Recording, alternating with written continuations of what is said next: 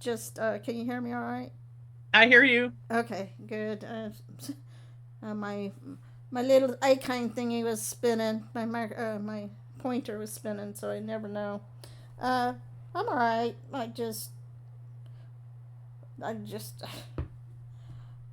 don't know what to say after what you've been talking about because it's all I'm getting to the point. It's just all stupidity.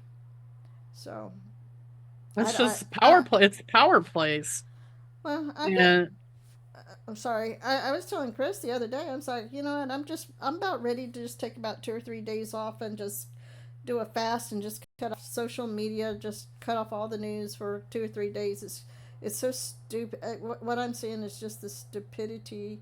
People don't research. They don't verify what they're hearing and they just regurgitate everything that they hear. I mean, I get caught up into it too. So I mean, did you like, for instance, did you?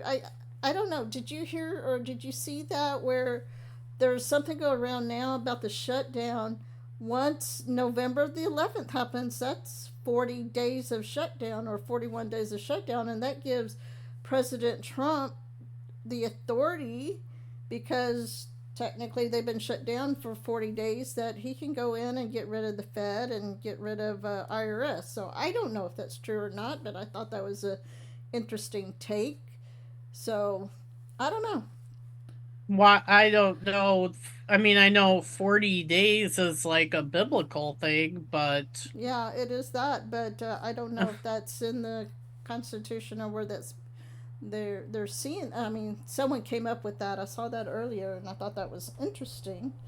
But I don't know. I'm to the point where they're all working together. Everybody's working together. They're just trying to get this for whatever reason. They're part. I do believe a lot of it. It's about timing, because remember, if when you're going after a RICO, because you're looking at RICO, you're looking at basically a worldwide mob syndicate. You've got to make sure you take it's got to be done correctly, or else in 10 years we're going to be right back where we started, and we want to take these people down. And I get frustrated. I'm kind of like, yeah, it's affecting all of us in one I way or just the put in other. Grok as their. I just put in Grok as anything triggered if the government's shut down for 40 days, and it's not. There probably are. Um, there probably are some benchmarks or something where, in essence, if you don't pay your bills and you're because of the shutdown, and there probably are cascading things that will occur where the president could put emergency measures in, because if you don't, there would be catastrophic failures in the bond market or whatever. So I could see that at some point there are things, but I mean, I can't, I never heard of anything about 40 days and any shutdown. And you would think it would be brought up because Right. we've had shutdowns that have gone more than a month or about a month. Well, I find it telling the fact that in October, when this shutdown first talked about it, the shutdown first happened, and President Trump said we are going to make sure we get our military personnel paid. And I mean that happened right away. People were, even military at the very beginning, were just like, I don't expect to get paid. People I met a person. She was getting ready to be deployed, and she's like, I wouldn't be surprised. I said, I thought, I didn't think the shutdown would last this long, but then everything got paid, and even right after that, he talks about how there was a donor, private donor, so they got paid for the month of October. This time he's not saying anything. He's very quiet about it. So if the I don't know, part of me wonders if that the fact that he's not saying anything is a good thing, and that means that the shutdown will be lifted within the next day or two. I don't know. It's speculation on my part, just because if you look at certain patterns, and because I mean, literally, they have until next Friday to do something. And all they have to do, and it's like I tell people, all they have to do is push that button and it's there. It's funded. All that, because I mean, it's the processing's already been done. They just have to have permission to push the button. That's all they have to do to get it funded. In the meantime, I'm sure people are still scrambling, wondering, okay, are we going to get paid this time or not? And you got to remember, it's a partial payment. So basically, like, your reservists aren't getting paid, the any private contractors aren't getting paid, but it's your active military that got paid in October. So this week is going to be interesting. So we'll see what happens this week. It's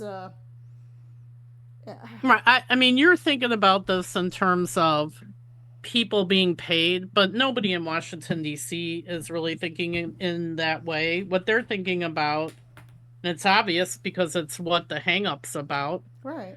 The Democrats wanted to be closed for the election, so now that part's over, and they got Virginia because of it. I completely think that's true. And now we're at the point where the insurance companies, which are basically our national healthcare service, if you look structurally at what they did with Obamacare, they don't want to give up their billions and billions and billions of dollars of what we call subsidy, but actually it's just the federal government making direct payments to the insurance companies because they're really not insurance companies anymore.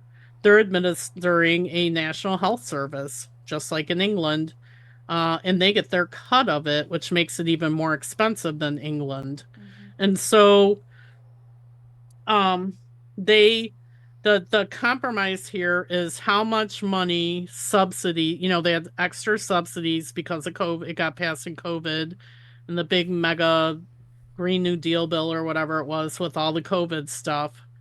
Um, that's going to be trimmed back now, and they don't want it to be trimmed back. And the Democrats pretend like this is about every other thing, but it's really about them and the rhinos and everyone who all of them take money from the insurance companies. And they're trying to work out how they can all win by saying whatever it is they need to say to their constituents about why they're going to somehow say, oh, yeah, we cut back the insurance payments, the big evil insurance companies, uh, but at the same time, it's a win because we're going to save money or whatever. So they're trying to figure out, they're meeting every day, they're voting every day on it. And at some point, they're going to cut a deal where everyone can look good and yet keep the insurance companies and the money. So that's why today Trump said, why don't we just take the checks that would go to the insurance company and give it to the people? And Rick Scott, who, if I remember right, was in the private sector, he ran like a hotel, a hospital aligned company. He was like in made hospital equipment or something, so he kind of knows about how hospitals work. He introduced a bill, and I'm assuming what Trump's talking about is instead of paying the insurance companies, you would put money in people in like a health savings account, so you could use that money instead of it being a check written to the insurance company. Everyone would have money to go pay for their own health insurance with the billions of dollars that would normally just go to all the administrators and those prescription drug, whatever those middlemen are, and all that crap. And they're freaking out that Trump brought this up today because I think they were close to a deal. Oh. And he's trying to nuke the filibuster. Mm-hmm. So, yeah, it's a leverage thing on both sides. And Trump's kind of got the rhinos like penned up and all the Democrats because they claim to be looking out for the little guy and they claim to hate big pharma and the big hospital, healthcare megathon that keeps, all their drug-addled people uh with all the drugs and care or whatever they need. So they're all kind of just in a trap. That's just my opinion based on what's actually happening. I don't know anything about a 40-day thing. Nothing's happening about a 40-day thing. No one's talking about a 40-day thing on the Senate floor that I'm aware of. Yeah. Well, I agree. I sorry about that. Yeah, I think too, though, because this is not the first time President Trump has said, let's give the people the money to like for education. You know, let's put it in the hands of the parents to decide. So my take, yeah, you know, it's like you said, the kickbacks. I think it's about their kickbacks, them getting their money in their pocket, you know, getting their little piece of the pie. But also, I also think, I personally, this is my personal, because whenever we had the opportunity to have a health savings account, I did not like the idea of putting money into it. My thing is, hey, put the, you know, stop taking taxes out of, stop taking you know, all the insurance, the liability stuff, take all that money, let the people decide, let them put them, you know, let them be responsible for putting it into a savings account for them to use the way they need to use it. That's me, that's how I feel about it. Yeah, well, nobody does that. Well, but you know um, what, that's too bad. You know, my thing is, you know, right. Yeah, take the it's too bad responsibility, until you know. there's actually people with cancer laying in the Well, gutters, you know. I mean, the original option, which was actually the Rand Paul plan when they were, I mean, I was so involved in Obamacare, so I'm kind of an Obamacare nerd or whatever. But the original plan was that for people who needed healthcare benefits that couldn't afford private insurance, they were going to pump up the ability by deregulating insurance agencies in a whole variety of ways to allow them to offer like super mega catastrophic all the way down to cover, you know, very universal coverage, but more expensive plans. So you could buy privately. They also talked about you get an insurance plan like at your first job and you take it with you to all your jobs. That was another idea. And then the third idea was that they would, for people who couldn't afford insurance, they would open a health insurance savings account, which can only be spent on medical, put the money in the account, and then people could go out with this new marketplace of everything from insurance that only covers catastrophes all the way down to Cadillac type plans and use the money in the account with all these different options of how to get their insurance, and it wouldn't be related to your job at all, which would take a lot of burden off of companies. And so there were a lot of really good plans out there. You know, my favorite plan was that the insurance, you would deregulate what insurance actually covers. And so I know some insurance now covers like your gym membership, but they also were going to try to have it cover chiropractors and Chinese herbal medicine and, you know, all these different options. And that way it would get you out of the expensive pharma world. So that was like a Rand Paul thing. And so there were so many great ideas, but instead what we got was basically Medicaid for all under the guise of it being a health insurance marketplace. And instead of giving any money to anybody who needed it for their issues, they just started writing checks directly to the insurance companies. I mean, the insurance companies lobbied from this not for this nonsense to begin with. I mean, who wouldn't want to have a guaranteed billions of dollar checks written from the US government guaranteed where they will print the money if they need to get you paid? Who wouldn't want that business model? I don't know. As from a consumer standpoint, it seems like to me, get the insurance out of it, and then your healthcare, make it into a competitive market, and because the doctors are going to give it, um,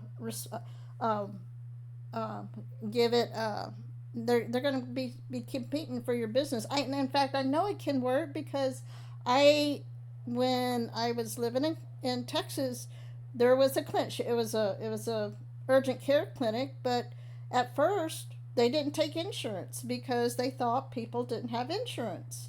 And the costs to do were very reasonable costs. She worked with a doctor. But it was urgent care, granted, but it was a start. But the go get a athletic physical, for like $12. You sprain your ankle, $60. You go to a doctor, you got all the co-pays. With insurance, you got the insurance. She started opening up to insurance. She didn't realize how many people actually had insurance. So then they started taking insurance. But at first, it was just if you didn't have insurance, you just paid out of pocket, and it was affordable.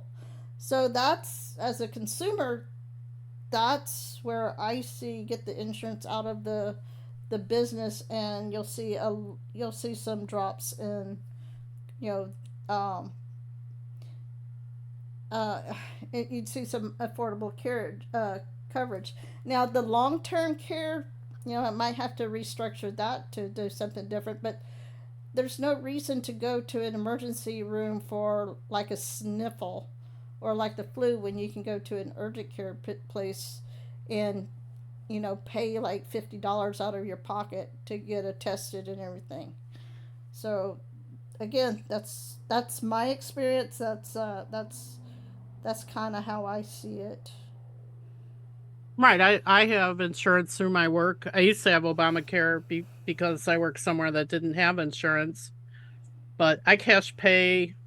So, like, if something's going to be, a couple $100, I cash pay. They ask if I have insurance. I say no.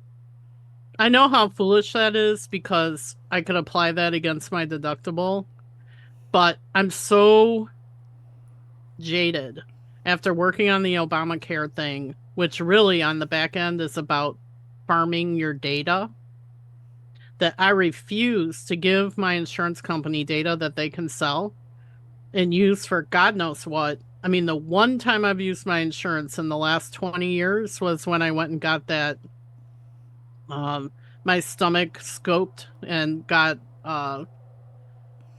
what's call it, the like cultures taken because I was having so many problems with my stomach. And I had to use insurance for that because it was several $1,000s. Anyway, they took my blood pressure and it was high. And I've never had high blood pressure, not once. And I checked my blood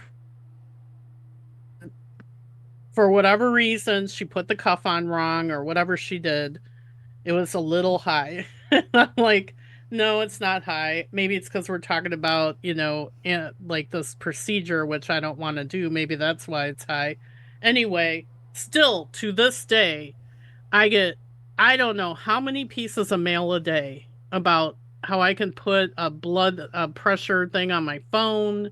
I can belong on a high blood pressure uh kumbaya group and talk to people about it. I can get some kind of phone counseling about so I called the place and I said, how is it that I'm getting all this direct marketing in my email, in my posts, in my mailbox, and everywhere I go? It's literally like if I drive by a billboard, it'll switch to the ad about something about high blood pressure. I'm like, I don't have high blood pressure, and I need you to change whatever medical code that you put on my so-called high blood pressure because you had me in the operating room and did got your biopsies and everything done. And I asked the nurse, did I have high blood pressure? I've been here an hour. Did it ever once go up? And she said, no. So you need to remove that from your chart because I can't take it anymore. And I called the insurance company too and told them I was going to report them. So that's what I'm talking about. Why I will just pay cash because I get so angry about the fact that they um, use the data to build these business relationships with third parties who try to sell you or use your insurance to buy all these crazy online this and that wackadoodle crap. and I don't even have, I mean, if they had a history of high blood pressure for me and I was refusing to take medication, that would be different. But the only time once in my life has anyone ever showed I had high blood pressure, and the same doctor saw me 2 times after that, and my blood pressure is actually low. So it's like, what the heck? So it is just, yeah, they sell to third parties, and that's what I don't like. That kind of And so that's why I cash pay. that reminds me with my dad. See, I don't remember. I think he was in his late 40s, early 50s. It was after he was. I think it was after he was diagnosed with as a diabetic, but he went to the doctor and they said, "Oh, your blood pressure is high. You need to go to the hospital." He gets to the hospital and they're like, "Oh no, there's nothing wrong with your blood pressure." But they did that, and then he goes back to the doctor. "No, your blood pressure's too high." He finally told the nurse, "It's like, oh, it's because of you that my blood pressure's high." So, but that's I just threw that in there because I thought it was funny, something my dad would do. But yeah, I don't like. Well, that's like they tried to put me on the statin, saying I had high cholesterol. I took myself off the statin, so I don't take any medicine. I mean, I take supplementals, vitamins, but that's about it. So, uh, it Yeah, I mean, I just, it's just not right. I mean, that's something I just hate about the world now is that everything is about like your data. I just hate it. I really do. It's just, it to me is just like the biggest like weirdo bubble. I mean, the stock market. I mean, I talked to my 401k guy, and he's like, "Oh, I forget what he told me, but I had made a killing in the stock market this year." And just, regular 401k, nothing special, index fund, whatever it is. And I'm just like, this is such a bubble. I mean, data is nothing. It's worth nothing. AI is ridiculous. Society's not going to pay to build by gigantic, huge um, computers that are going to use like 20 bajillion nuclear power plants to power one AI customer service agent when you can just hire a person for like less than $50,000 to do it. I mean, it's just ridiculous. When you think about the logic in that is utterly ridiculous. So yeah. that bubble will pop, folks. That's just, I'm not a stock market person. I'm not telling any advice. But it just seems to me that the dream of all this data and AI and stuff is just absolutely a scam.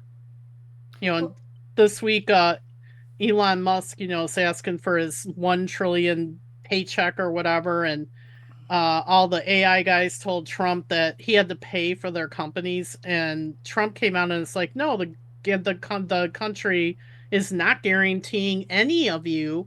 We're not paying for your company, and we're not guaranteeing that AI is going to be this big payout for you. And they were like literally whining online all week, and then denying that oh, they asked for it. it you gotta I kind of like, oh, the imploding heads, it's just yeah. Oh my gosh, it is. I what what can I say after that? That is just yeah. Yeah, I saw that they're yeah. I see all these people having meltdowns about Elon Musk maybe becoming the first trillionaire. So uh, I'm like I said, what can you say on that? Right, it's a scam because it's all government money, Right. basically. I mean, now that Tesla cars are burned and like I don't know if the people say they're a great car. I don't know if that's true or not. I don't know anyone that owns one, but now he's saying, "Oh, Tesla, oh, the car thing. Oh, yeah, no, we're doing robots now." And like I'm like, whatever. I see the robots. He has them doing like Michael Jackson dance moves. And so you're like, okay, like, I get the robots in a factory, but generally they don't do dance moves. In fact, they're just like a big arm or whatever that flips the car chassis over or welds in a spot. They don't look like humanoid robots. So I don't know where that's going to go either. Um, maybe nursing. I don't know. I mean, I guess I wouldn't mind if a robot took my blood pressure. Maybe the robot would do it right. Right? Yeah, I hear you there. Well, they do the automatic cut because they said it's not as or it's more accurate from someone actually listening to your ear.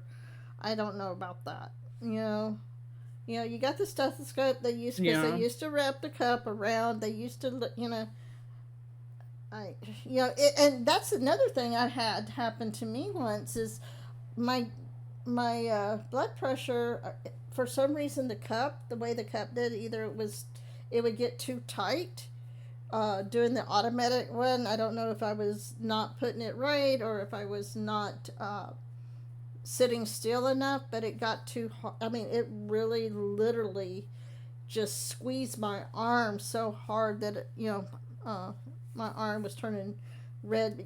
Red. You know how it turns red because you have the. Yeah. And when the lady did it and it was fine. So, I don't know. I, yeah, my dad never didn't like doctors at all, so I'm not much of a doctor fan myself. Not that I haven't gone to him. I used to go to him when I needed to, but if I don't have to go to the doctor, I won't.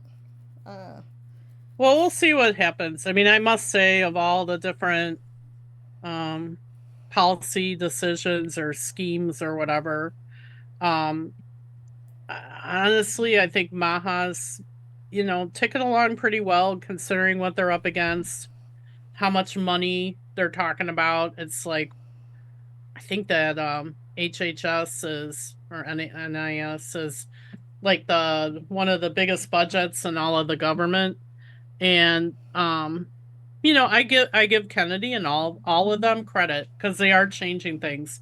It's not going to happen in 4 years. mm-hmm. But the conversation is changing. I don't think like millennials and stuff ever bought into the old system as being the best system, and things are changing. And just I really give them credit. I never thought it would happen, and that's just because we had the opportunity to really change things when the Obamacare debate was going on. And so many people had so many great ideas, some of which Maha talks about now, like the natural healing and all that. It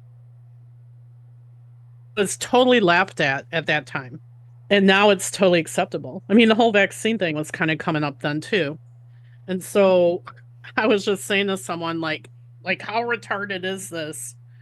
The older you get, the more retarded things are. Because I'm like looking at things and it's like, I love on Twitter where it's like, holy crap, or breaking, with the explanation points and the firework bomb and emojis and that. And I read the stuff and I'm like, oh my God, it's totally a time warp. I'm like, okay, I totally just read this like 20 years ago. The exact same thing. I'm like, the older you get, the more retarded everything is. It's totally my motto this week. Because all this stuff is things I read, or even, I mean, I went to so many seminars, speeches, talked to experts. I used to constantly be on, back then it was more like conference calls on your phone, listening to doctors and healthcare administrators. I mean, I was totally on this Obamacare thing. And now it's all coming back, and I'm like, this is retarded that I have to listen to this again. Why didn't everyone listen the first time? It's just so funny.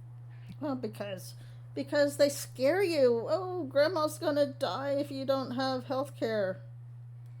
I was like, yeah, grandma. Well, but I know with let's see, I was gonna say, oh yeah, I mean, you saw that the schedule. They're getting the mercury out of all the vaccines now.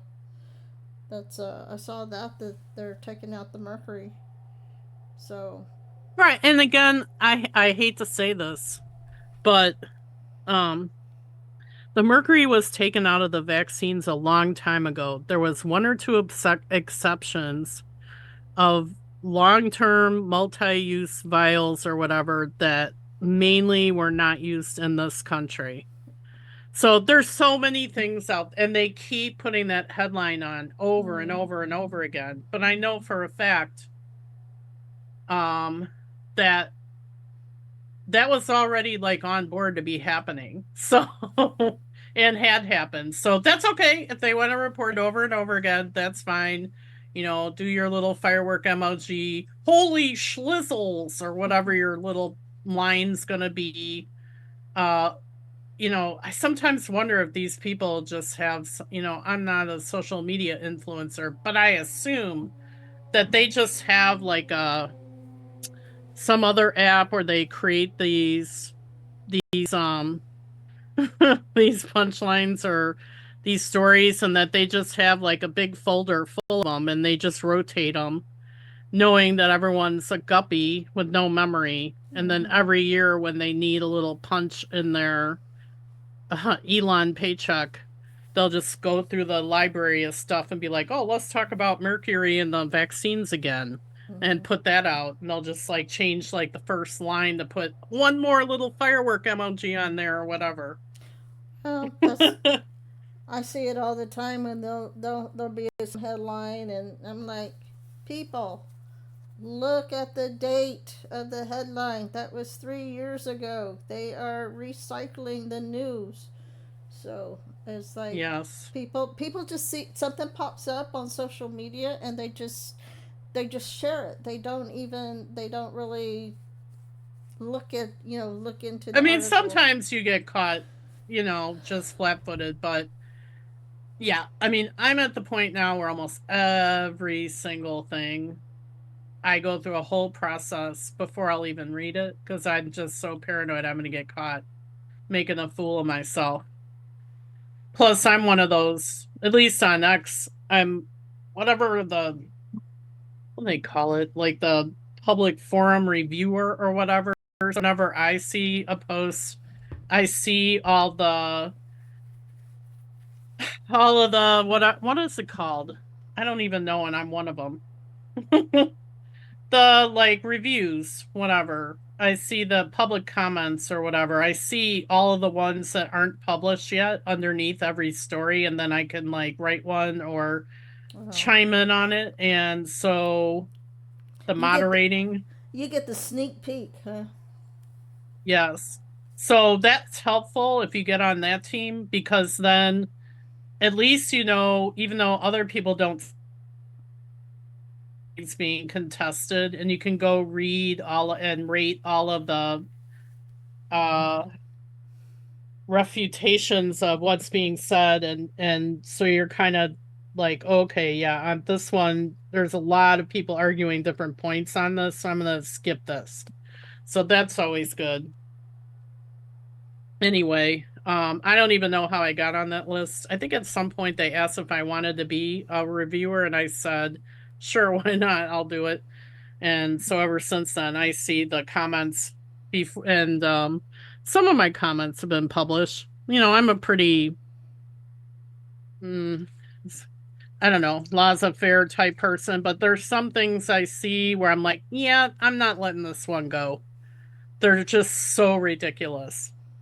I just can't let it go. Yeah. I'm gonna address a comment. So Dynamax says no one by law is denied treatment at a hospital emergency room.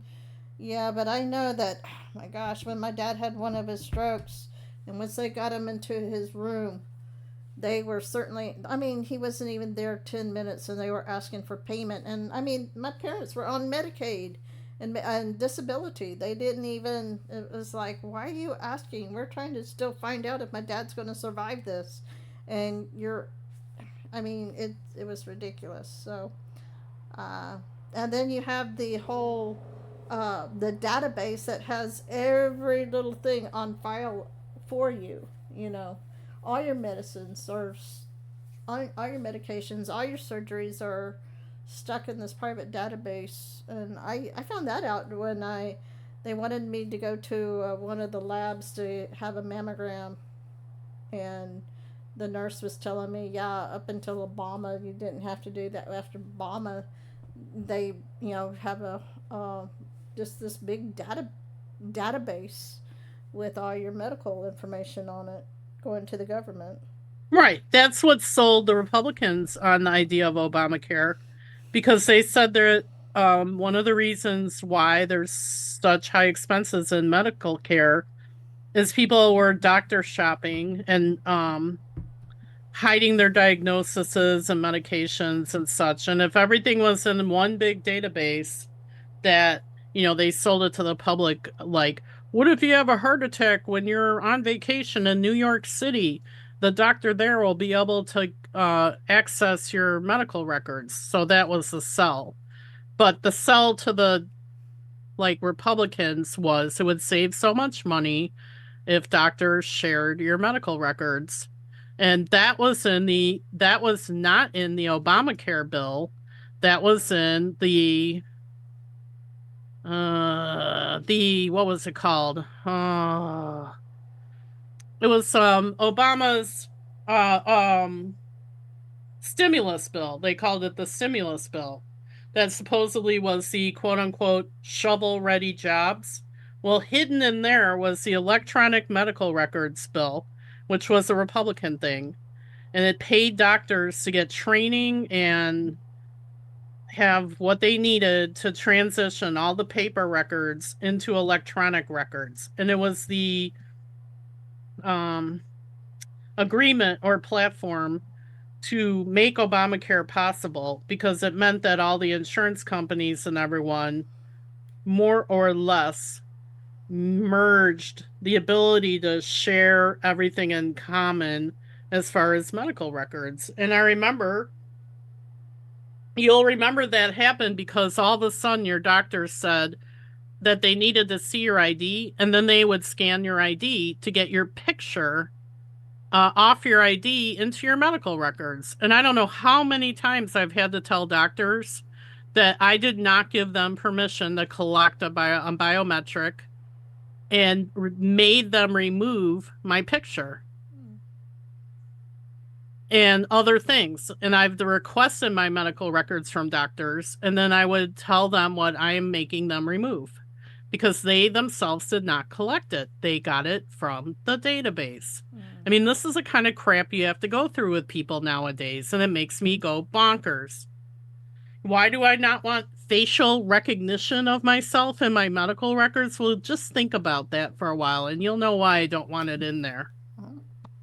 Don't. Be like, oh, well, we want to be able to recognize people when they go in the waiting room.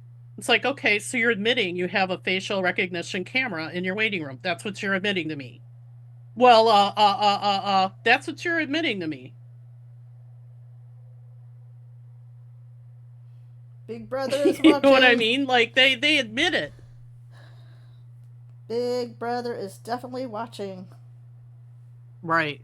So, like I say, it makes no I'm different than other people. I scream all day long.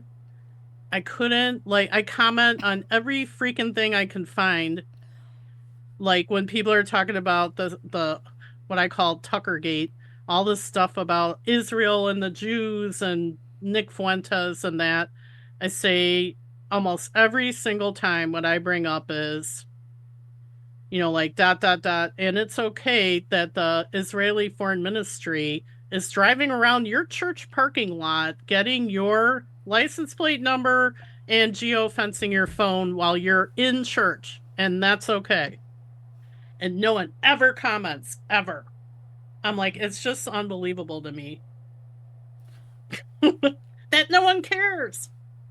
Well, just like I don't trust the QR codes, and people don't see any problems with it. That's me personally, though. I mean, all that's you don't know what data is embedded in those that little graphic that they have.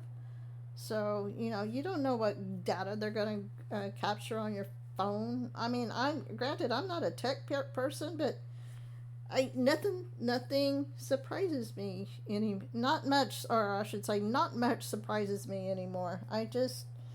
I just don't. Now, here's my concern with the church thing. First of all, if the Israeli ministry can tag people who are Christians, then what legal argument do you have that the Muslim Brotherhood or Iran or any other country couldn't geofence and identify Christians? So that's my first question. And my second Mhm. question is, if you're in Texas and it goes full, Sharia Islamic in 50 years or whatever, and you brought your kids to church or whatever, they're tagged, baby. They're going Yep, right into the camp.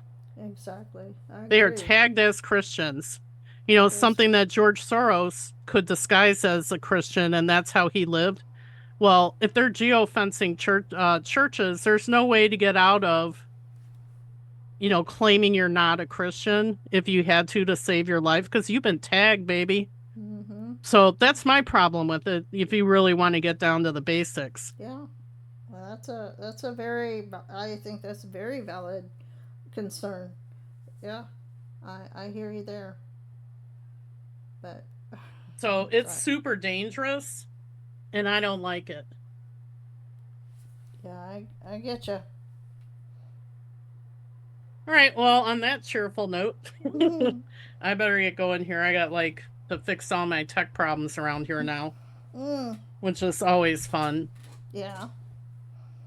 Okay. Well, thanks for the convo. It's interesting. Yeah, There. a lot of stuff going on. Yeah. It's. I don't know. It's going to be interesting to see about Thanksgiving, and I know you're talking about grocery prices. I know. I just spent $2 and 16 or 17 cents for 18 count eggs, which 6 weeks ago I paid over $4 for. So, and I saw a dozen eggs for like $1.19. So egg prices are coming down. And like you pointed out, they called the chickens. The chickens are finally coming back to roost, and they're laying eggs again. And the beef, and I talked about the beef last week about uh, we're already getting foreign beef. So and the only reason why they said it's from USDA is because the way they bring the beef here and then they process it, or yeah, they process it here, and that's how they get around the USDA label for the beef. So we'll see how that works. So, Yep.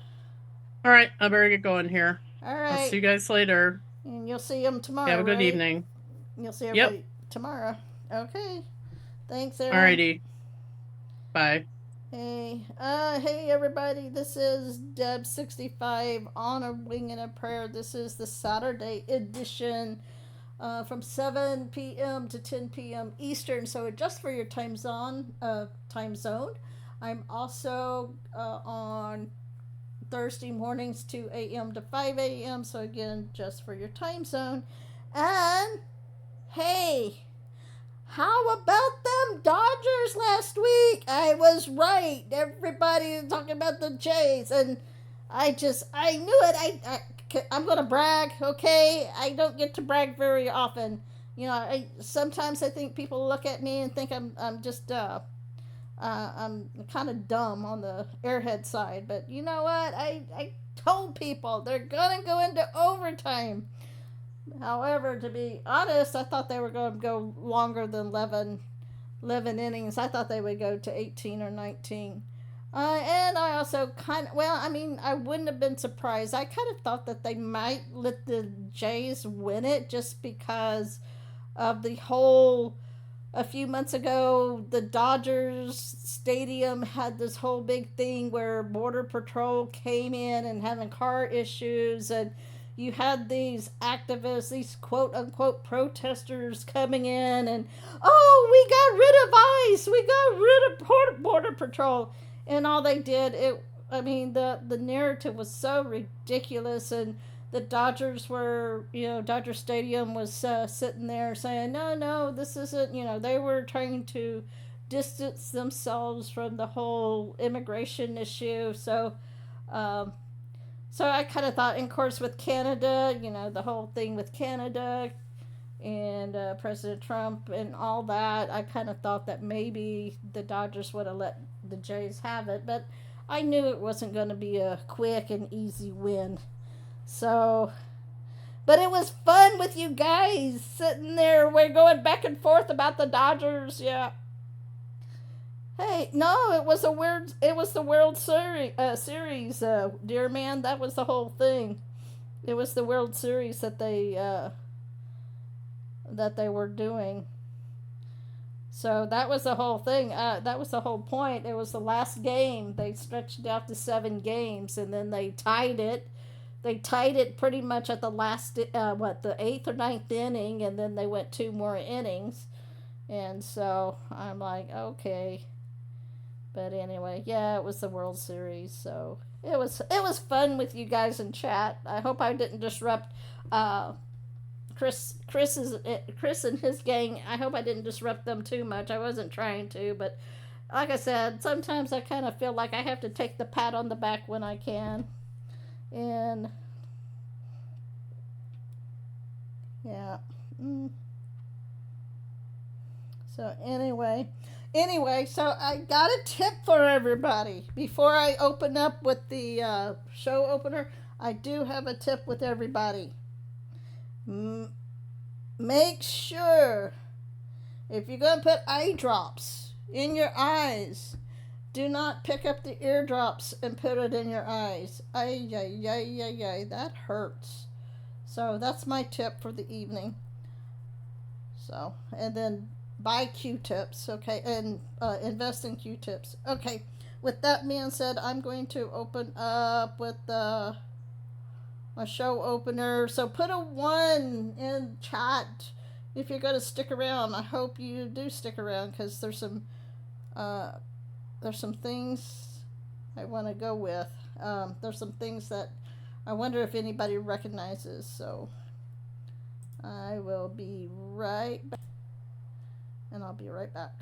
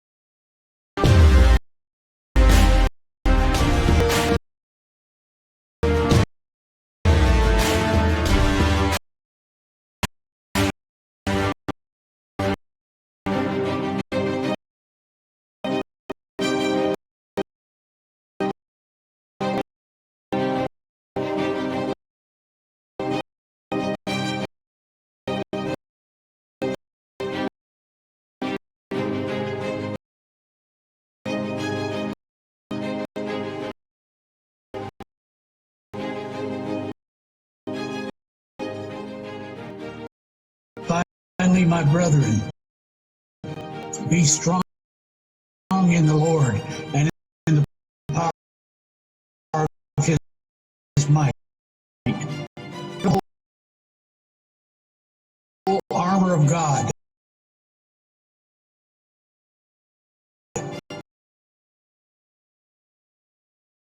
that you may be able to stand against the wiles of the devil.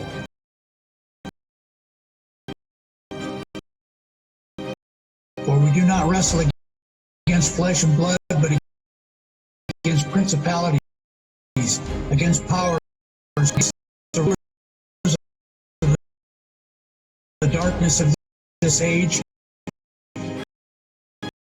against spiritual hosts of wickedness in the heavenly places.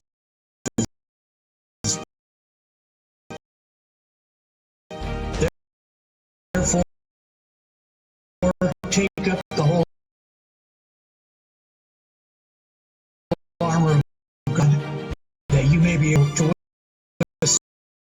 stand in the evil day, and having done all to stand.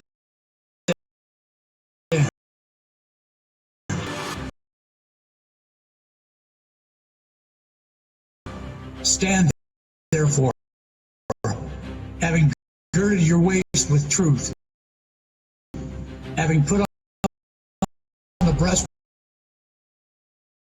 of righteousness, having shod your feet with the preparation of the gospel of peace. Above all, taking the shield of faith, with which you will be able to quench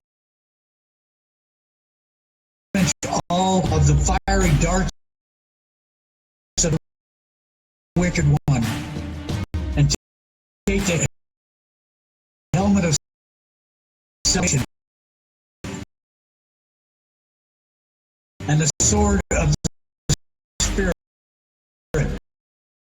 which is the word of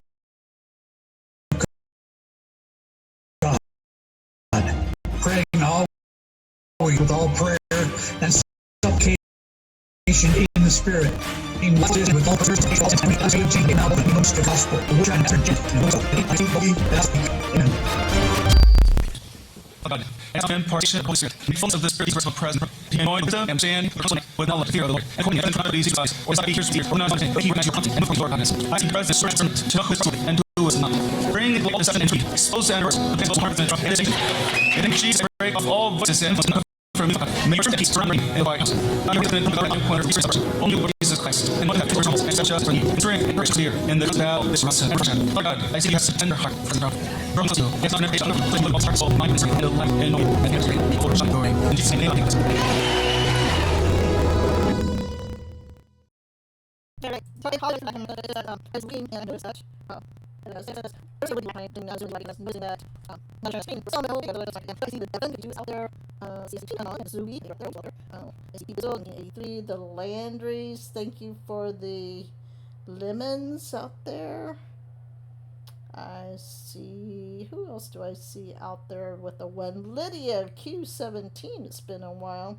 So while I'm out here, I don't think I wanted to do my Rumble, but I don't know if it's going to work tonight. I can try. It's really weird how Rumble works if I do the studio and go live on Rumble. Like on Thursday mornings, I usually have time. Sometimes I have issues. And that you would think early in morning you wouldn't have that many issues because how many people are out there really on the internet? So let's see. I'm looking in the chat to see who wants the shout out. And if you don't put the one in there, I don't shout out because I'm assuming uh, you don't want your name out there. So let me see. P Dizzle. I said hi. And then let me. Hello, Sheila W. I see Sheila out there. So, my goodness. My goodness, my goodness. So let me get up. Let me put links out there. Give everybody a chance to find me if you want. I haven't been very active on Rumble like with my okay, hold on. I'm getting stuck. My uh-oh. I forget. I haven't been very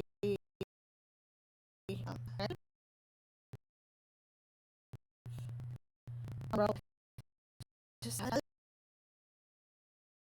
to my games is you know I just haven't had time to I'm tired. How has the time changed? Oh my goodness! After Thursday morning, I was so tired.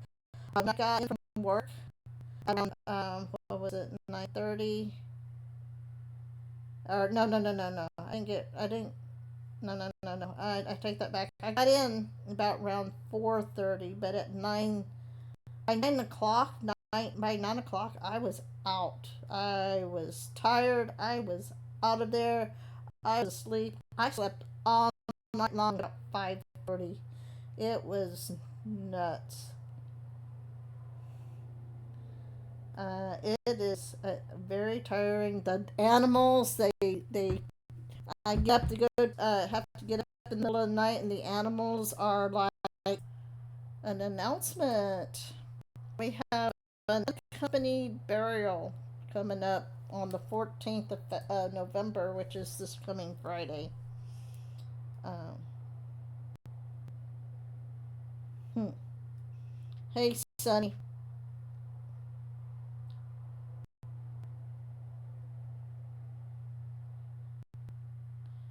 Wow, 3:45. But we have an unaccompanied veteran burial coming up. Leslie Marlan Gunnarsson, United States Air Force, Friday, November 14th, 2025, 10 a.m. sharp. Coastal Bend State Veterans Cemetery, 9974 Interstate Highway 37, Access Road, Corpus Christi, Texas 78410. And I just wanted to remind people, if you ever have a person or if you know of an unaccompanied burial, a veteran burial going on in your area or in your state, I will be more than more than happy to announce it for you. I think it's important we do not leave our military behind, and right or wrong, what Veterans Day coming up, everyone, and it, this Veterans Day, it's gonna be very emotional for me. Uh, I mentioned it Thursday, and I'm gonna try to keep it short, but it's gonna be a year. It's a year ago that my brother-in-law passed away. He was a veteran himself. He uh, he was he was as an active military. He was I think he went in at the last of Reagan's. To see, he went in under 87. And then, so he was under Reagan, Bush 41, Clinton, Bush 42. I mean, yeah, Bush 43. I can't remember if he got out before Obama or he might have spent a year under Obama. But then he got into the private sector, still with the military as a private contractor, and the work he did, so he basically worked with Reagan, Bush, Clinton, Obama, President Trump, and then the auto pen. So he did work under 7 different, or if you want to call them presidents. And so I talked to I texted my sister, and she's having a hard time with it. And even a year later, it's still surreal to me. So anyway, enough of that. But anyway, again, we have an unaccompanied veteran burial. Leslie Marlin Gunnarsson, United States Air Force, Friday, November 14th, 2025, 11 a.m. sharp. Coastal Bend States Veteran Cemetery, 9974, IH 37, Access Road, Corpus Christi, Texas 78410. I don't have it. I made a mistake. I deleted it Thursday morning, but we also have another unaccompanied veteran burial happening in Killeen in the Fort Hood area. So if you are in the Fort Hood area, that is happening on the 21st, I think, at 11 a.m. sharp. So if you are in the area or know somebody in the area, if you can make it, that's great.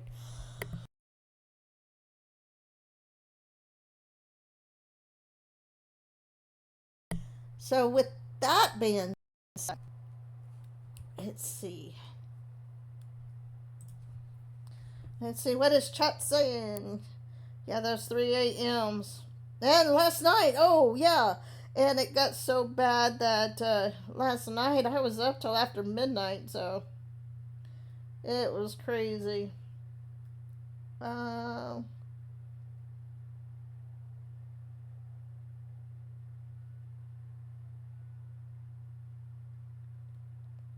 7 administrations.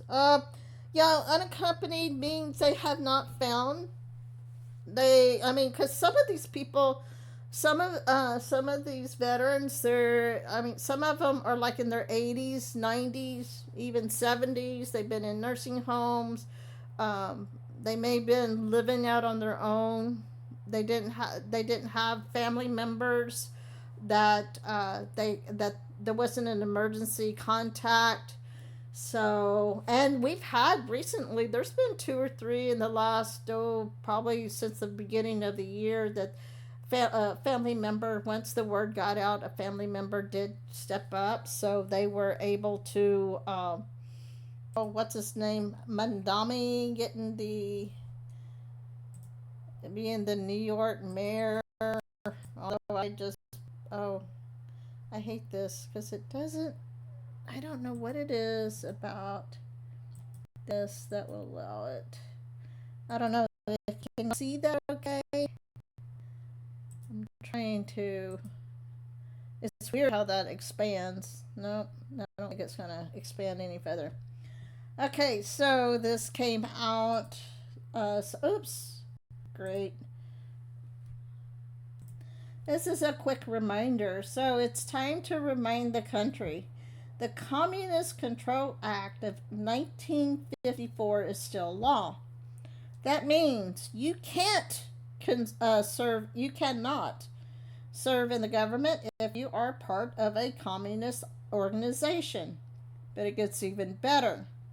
The Naturalization Act says if a new citizen pushes communist revolution within 5 years, that's proof they lied to get in, their citizenship can be revoked. So here's the play. President Trump and Vice President Vance could do the funniest thing ever. Start enforcing the law that's already on the books. And I think that's what he's doing. Did y'all see the meltdown on these people? They're screaming, the protest, no kings, and then they expect President Trump, oh, he's starving the kids. I tell you what, if you're starving after, if you don't have food, or, even I got eggs. If I have nothing else, I shared on Thursday morning. I've been eating a lot of eggs and tortillas lately. I've got ground beef. I just haven't felt like fixing it because I get in, I don't want to do anything. but I do have eggs and tortillas. So if people are like starving, I mean really starving, uh, after what, 2 weeks of not getting their SNAP benefits, I would look and say, what is your priority? Because there's something wrong with that, in my opinion. Of course, we know that they use that word, they use that buzzword, starving, to make people sound like they're make, especially make President Trump or Republicans, um, evil incarnate. They're beasts. They hate people. It just pushes their narrative. So they use that word starving. And it was Kentucky Brown that even wrote that made the ruling that President Trump, you can't give benefits if there's no money. And they are melting down. First of all, even though he's the executive branch, without the permission of Congress to give him the money to fund this stuff. I mean, the way the people don't understand how the three branches of government. Yeah, exactly. Buy it, fry it, portion it out, and freeze it. We used to do that all the time. Make spaghetti, make about a big pot of spaghetti, and freeze it for later.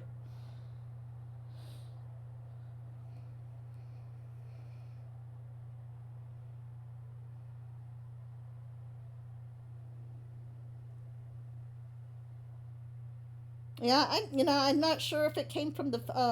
That's a good point. They got their funds for October. They have some foods. They don't have any to sell. Um, but I think some of them got, because there are several states sitting there saying, "Oh, we're going to give out $80 million for the SNAP benefits." So I think some of the states, or I pledge $100 million. It's like, okay, if you got that much money that you can give for SNAP benefits, why doesn't the state take on that calling? Actually, that's the whole people said that you're not Christian because you don't want to starve people. But you know what? It was the job of the church, really. And if you go back to the Old Testament, that was or the New Testament even, that was the job of, and it was for widows and orphans, and disabled, but mainly widows and orphans. If they did not have family members to help take care of them, that's when it fell on the church to help out and take care of them. Otherwise, it was not God never intended it to be government's job to take care of them. Um, anyway, so to get back to the rest of this, no new bills, no debates, just strip the mask off the radicals and send a clear message. You don't get to destroy this country from within. That's what's happening. People are like President Trump, or Trump is the divider in chief. No, that started it. Well, it started even before Obama. It just started to,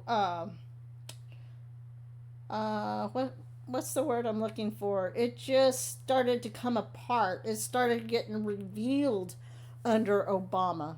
They've always they've always wanted us divided. And the destroying of within, they've been destroying us from within with the infiltration for decades. And or you could even go back as far as the at least 100 years. So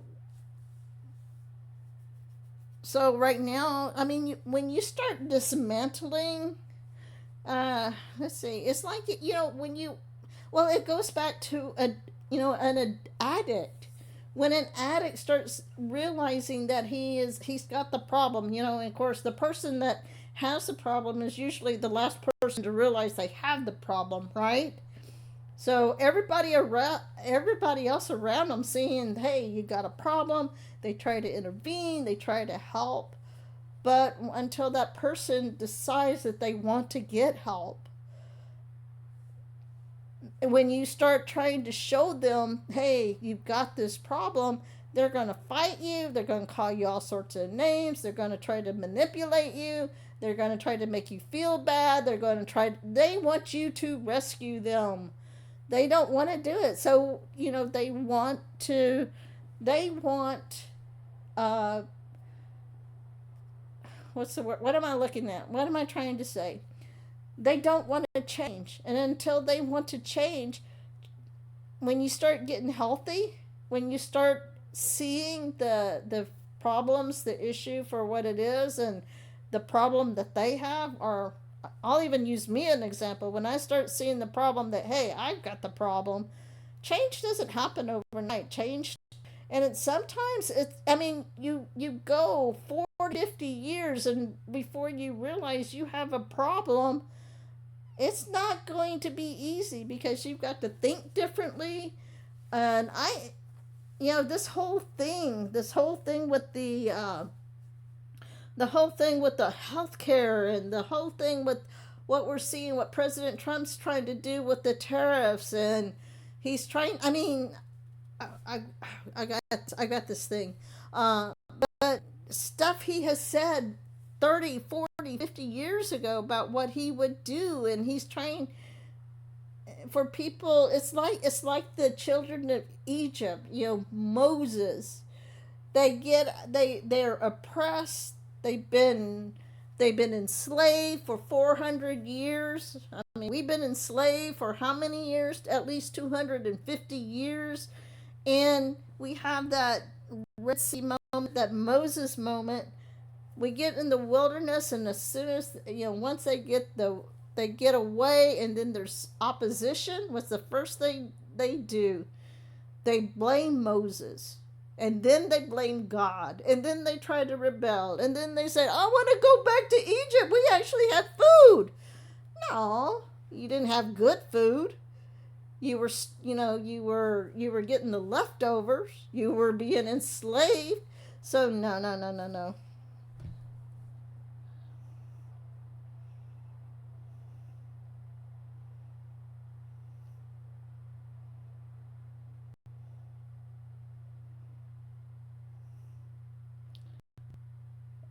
Yep, Rosa Starbright.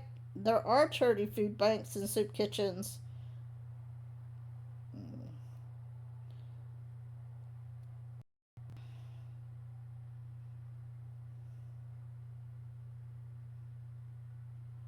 Yeah, remember, and I mentioned is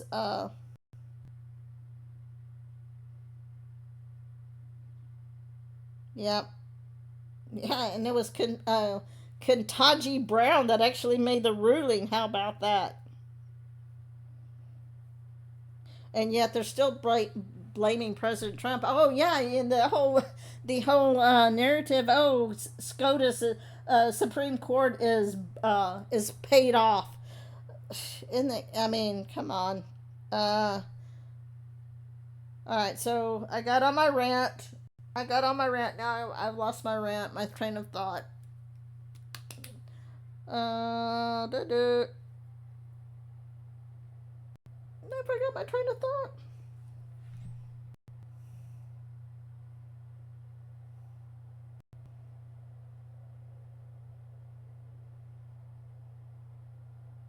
Thanks, Crafty Pops. Oh, whatever. I lost my train of thought. Except that who's doing, President Trump. You can't. The thing is the way I see it is short-term pain for long-term gain. You can't.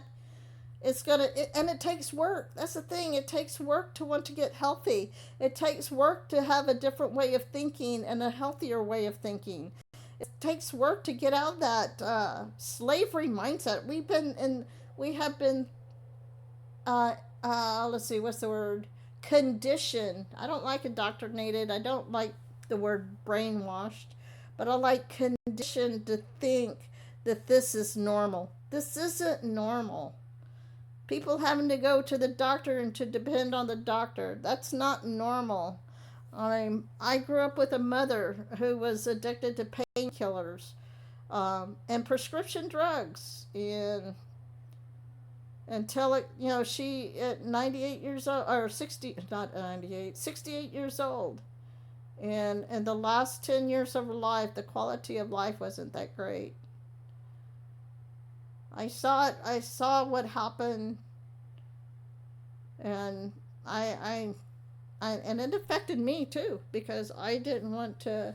I didn't want to be addicted. I mean, for the longest time, I hardly ever take. Oh, that's the other thing. I hardly ever take any kind of aspirin or anything, or Tylenol. And this whole idea about, they get on Robert Kennedy about Tylenol being a contributing factor to autism. Well, I know when mine was this is in the mid 90s, everyone. This is in the 90s when I was pregnant with my daughter. The doctor, the OBGYN, he was, very cautious. We were very, I mean, I was like, I want to do everything right. I don't want to have any problem. And I was restricted to what I could take. I got sick during my last, because I have really bad, I get congested. I would get bronchitis and congestion. And I was sick, the last month of my pregnancy. I got really, really sick. I got some sort of stomach virus. And I was very, I didn't take medicines. I didn't take Tylenol. I didn't take Motrin. I didn't take aspirin. I didn't take any of that. In fact, the pediatricians uh, recommended you not give your kids with an acetaminophen when they were born. This was back in the 90s. So my daughter, she got, once she got old enough and she started having her ear infections, if her fever was less than 100, then I could give her Tylenol. If it was over 100, I would give her Motrin. But it was never long term. So this whole thing that they're talking about,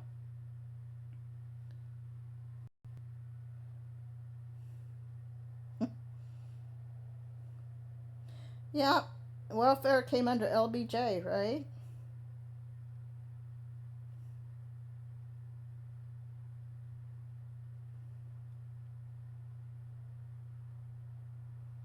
Whatever you are dependent on will become your master. Well, it's like, what dog are you fight? Man, what spirit are you feeding? What dog are you feeding? Are you feeding wholesome? Let's see.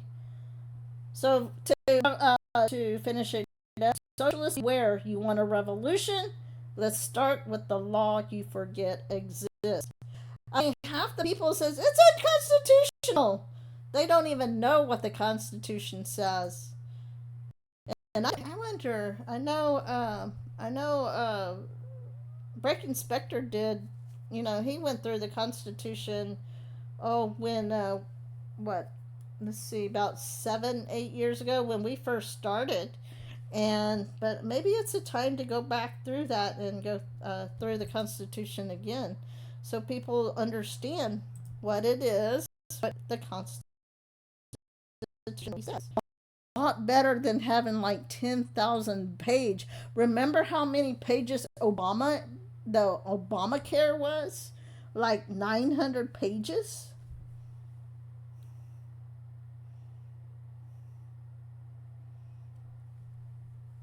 So why do we need? What is so hard to have a balanced budget? To say, okay, here's the debit card, here's the income, here's the debit. Why do we need all these special programs? We know why, because they go back into their pockets. So this is what I was talking about with Aaron a while ago. November the 11th, again, it's Veterans Day, which is another interesting marker. It'll be exactly 41 days into the shutdown, if the shutdown is still happening.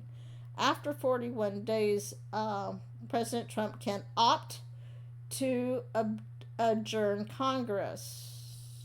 I thought I saw something about the whole, maybe that, I thought I saw something about the IRS and the Fed too, but I could be wrong. Maybe it was a different thing. So again, I don't know if this is true or not or where they get this, but I just thought it was an interesting, I thought it was an interesting, yeah, what, was it that many? 25 or 21,500 pages? So anyway, so I just, like I said, I do not know if this is true. I just thought it was an interesting thing. You know, if it is true, I think we're going to see this week is going to be very interesting. I still think it's interesting that there has not been talk about paying the military this particular month. So we'll see how that works.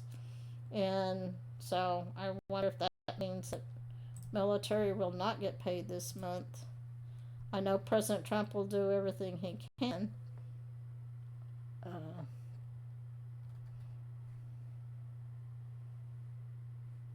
Let's see, what is this? Let me see. Oops, I keep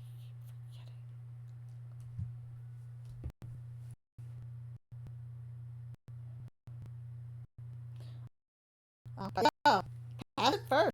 Oh, how about that? I think this means um,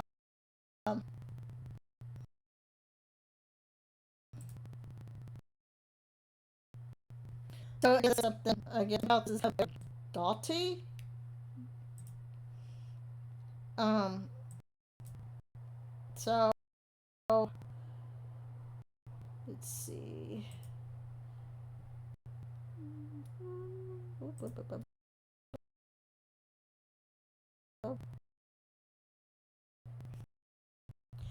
So holy garbage. Or Harley's blood. President says the Democrats are not privately and afraid he's making progress in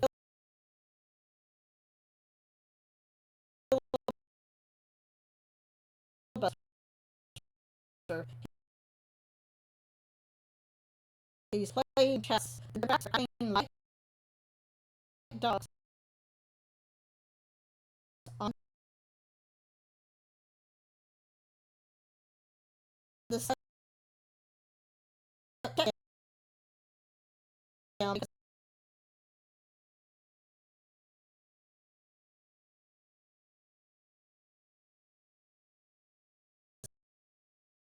they are definitely afraid that making progress with the Republicans. Okay, this is truth from President Trump. I'm going to solve this. I'm terminating the filibuster. Whether or not the Republicans must block, right? It wasn't meant to be temporary, but that's how they sold it. That's how they sell these things to people. Oh, it's only going to be temporary. It's only going to last until you get to that time. Look at the subsidies. Look at the subsidies with Obamacare now. I mean, they voted on it. We'll do it during COVID, and we'll do it just for temporary. Well, what do you think they're wanting to do now? They want to make it more permanent.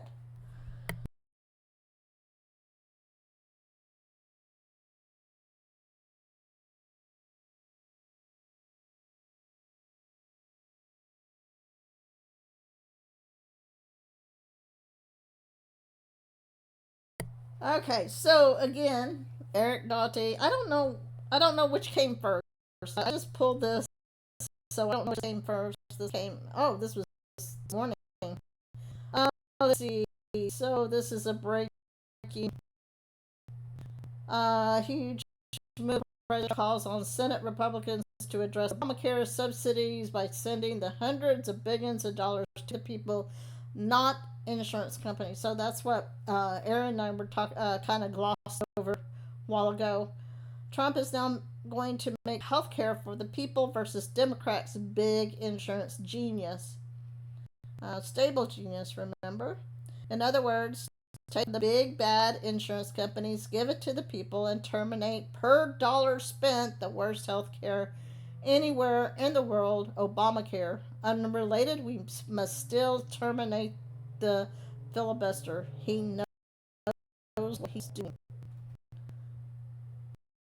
So for all the people who want to jump ship, I mean, I get it. I'm tired. I want the movie to be over with. Are we at the ending credits yet? I get it, but so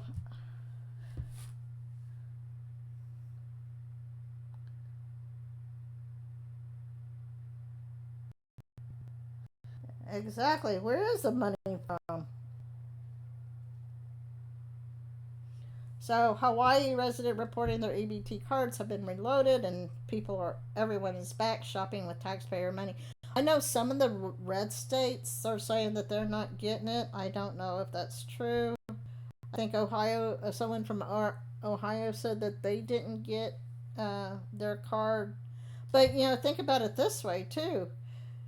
Okay, let's say it did come from the federal government because it's supposed to be partial payments.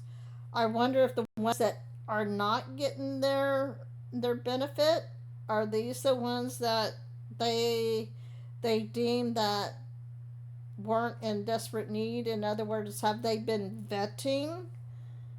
Have they been looking at the waste and fraud? Have they been vetting to see who actually needs it? I know people were talking about, kick everybody off and have them reapply. Well, you know what? That's like my parents. Once they got on disability and once they got on, was it Social Security, Medicare, Medicaid? I get them both confused. Because my dad stopped working or could not work. He was not eligible to work before he was 60. He was in his late 70s. He's like 57 when he had his first major stroke, and he couldn't go back to work again. And it was a process. My mother, I mean, she talked to someone with the Social Security office who talked to her through the steps, because they deny you 3 times. The very first time you apply, they're going to deny you. It's automatic. So you have to apply again and again. I think it took him over a year, maybe 2, for him to get his disability. So, for anybody, that's kind of this idea that these illegals can come in and just apply and get it because they're illegal. It's just so wrong. And it's really hard not to have a hardened heart from this stuff either. At least in my opinion, it really makes it hard not to have a hardened heart. At least for me, not to harden my heart.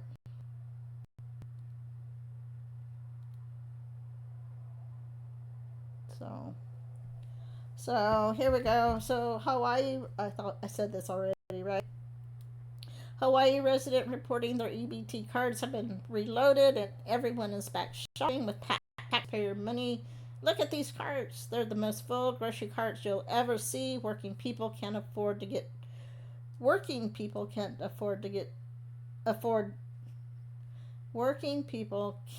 afford get to shop like this. That's an awkward sentence. The sequence, it's EBT. You paid. Let me see if I can this just a tad so it. Let me see. It's only like 25 seconds, so.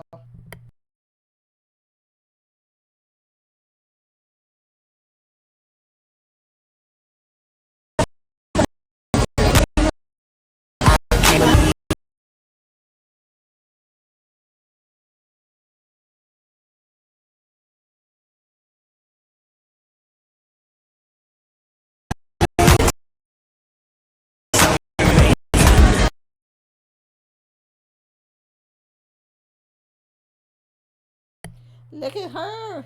Is she all smiles and look on I mean, how many people get a cell phone these days? How are cell phone these days? I should have probably kept my iPhone 8 and just had them. I end up upgrading, but I'm like, give me a free one. Give me an upgrade that is free. Of course, I didn't do it. So, how long has she had the cell phone? You know?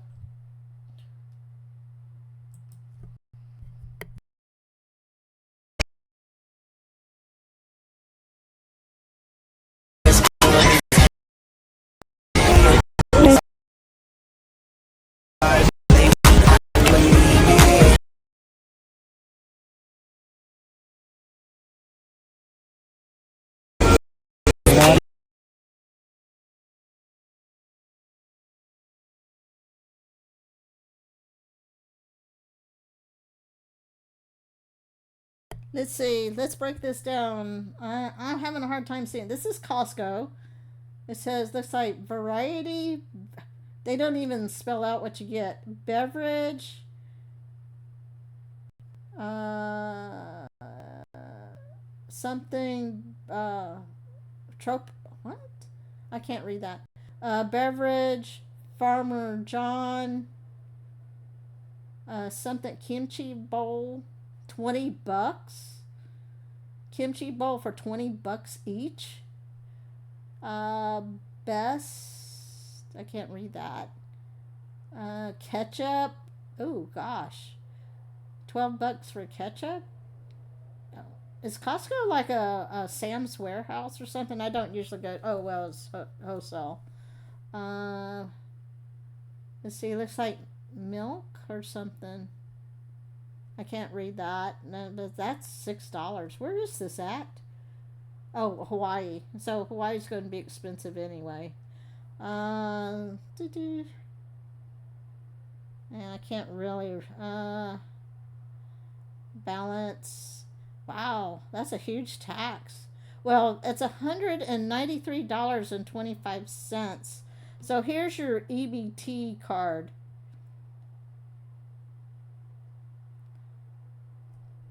So they paid.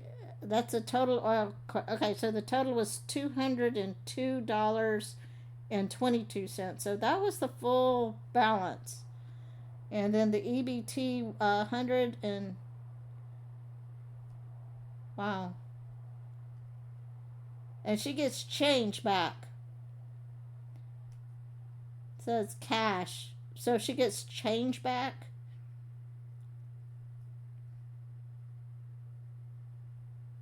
Oh, so she had a $300 balance, or she has a $300 balance after her purchase of $166.76. She has a 330 $300.30 balance. Interesting.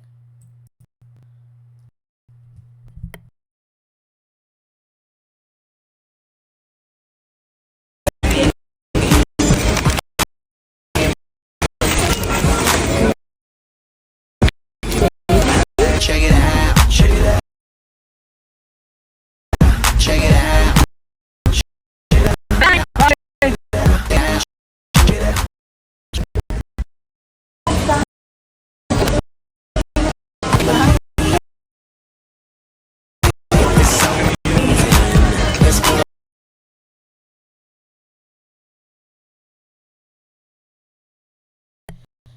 Okay, so they're starting all over again.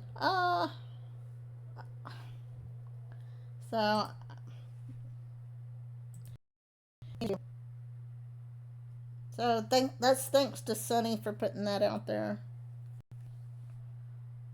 Let's see. To go to that. This is in Rhode Island. This was Supreme Court in Rhode Island. Rick Rollins, Rhode Island State Council of Churches. The applicants are seeking a stay of two orders of the United States District Court for the District of Rhode Island, case number and docket number 34. This is in November 2025. These orders require the applicants to fully fund benefits for the supplemental. So this was Rhode Island was, let's see, the Supreme Court of Texas. All right, so the Secretary of Agriculture was seeking a stay. These orders require the applicants to fully fund benefits of supplemental or the SNAP for the month of November and to just distribute that funding by the end of the day, November the 7th, which was Friday. Yesterday. Earlier today, the applicants asked the United States Courts of Appeals for the First Circuit to stay the district court's order pending appeal, to issue an administrative stay to facilitate its consideration of the legalese of here is like, so whoa, I don't understand any of this. At 6:08 p.m., the First Court Circuit denied the applicant's request for an administrative stay, but stated that it intends to issue a decision on stay pending appeal motion as quickly as possible. So, Rhode Island State Council of Churches, I guess they were suing the agriculture. The applicants filed an application in this court this evening requesting a stay of the two district court orders pending the disposition of the government's appeal to the United States Court of Appeals for the First Circuit.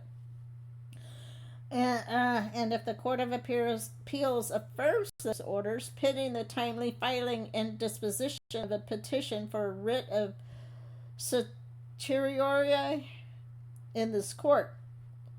Applicants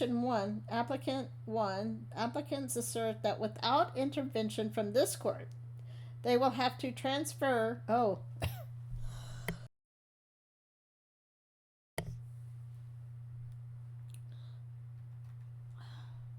Okay. This is the court. So this is the order. This is the one that Ketanji Brown Jackson signed. The applicants assert that without intervention from this court, they will have to transfer an estimated $4 billion by tonight to fund SNAP benefits through November. Given the First Circuit's representations, an administrative stay is required to facilitate the First Circuit's expeditious resolution of the pending stay motions. It is ordered that the district court's orders are hereby administratively stayed pending disposition of the motion for a stay pending appeal of the United States Court of Appeals for the First Circuit in case number 2089 or further order of the undersigned or of the court. Guys, I hope you understand this. I really don't understand this. This administrative stay will terminate 48 hours after the First Circuit's resolution of the pending motion, which the First Circuit is expected to issue with dispatch. And this was on yesterday. This was on November the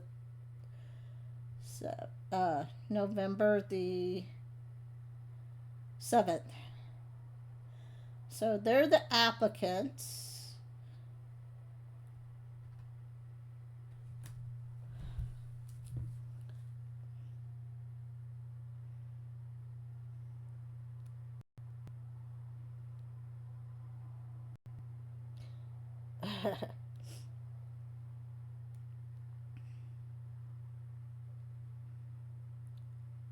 Yeah, happy, and are we slaves to their happiness? Yeah.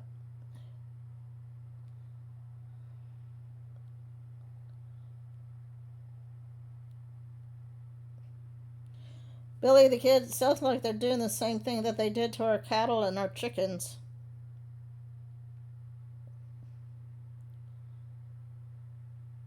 Hmm.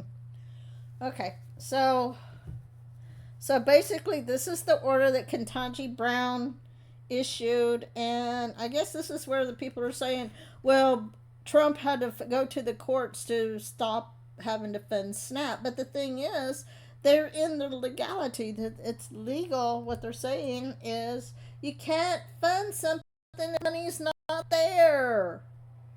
My gosh, what do people under? I mean, people don't really understand how we are broke.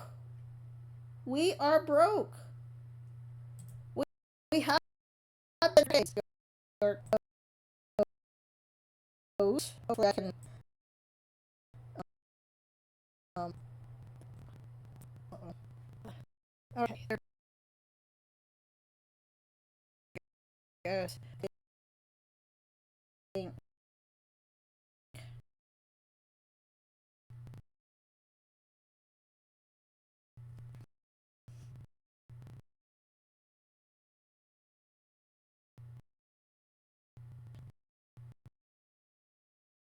I'm always,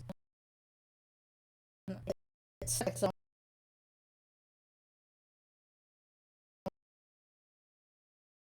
always a very kid. Um,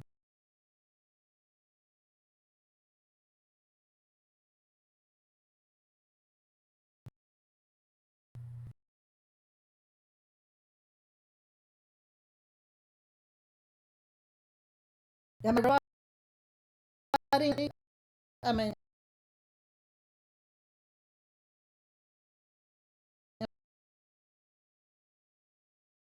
am I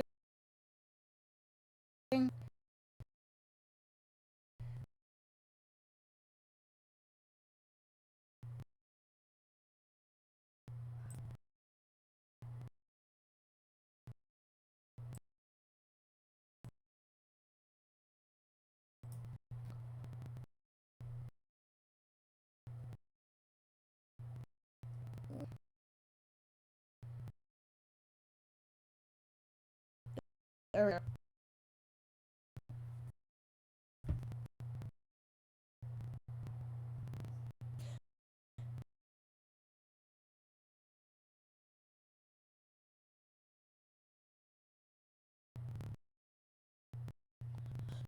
Let's see.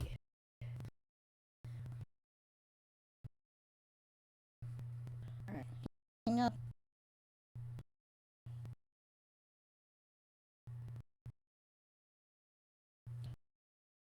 Okay, so I get it.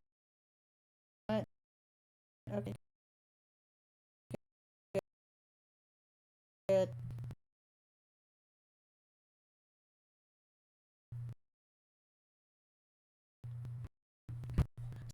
So I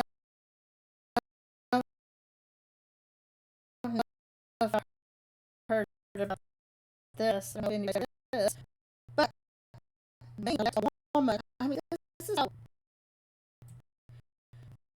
this is how uh,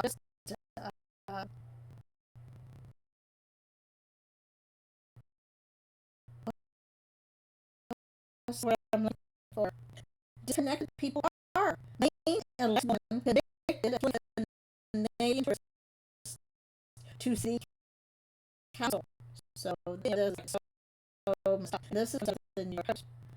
So a convicted killer was sentenced to pay by bars for citing a Canadian was saying, okay, I like this. Hold on. I like the I hate these things. Anyway, Canadian with saying the legislative council of the name to inspire seeking it. Amber Walker was elected as a Labour member on Tuesday, more than 2 days after she did guilty to manslaughter charges on her brother in the 2002 death of Derek Rogers, the Vanguard Daily News story. Anyway, her.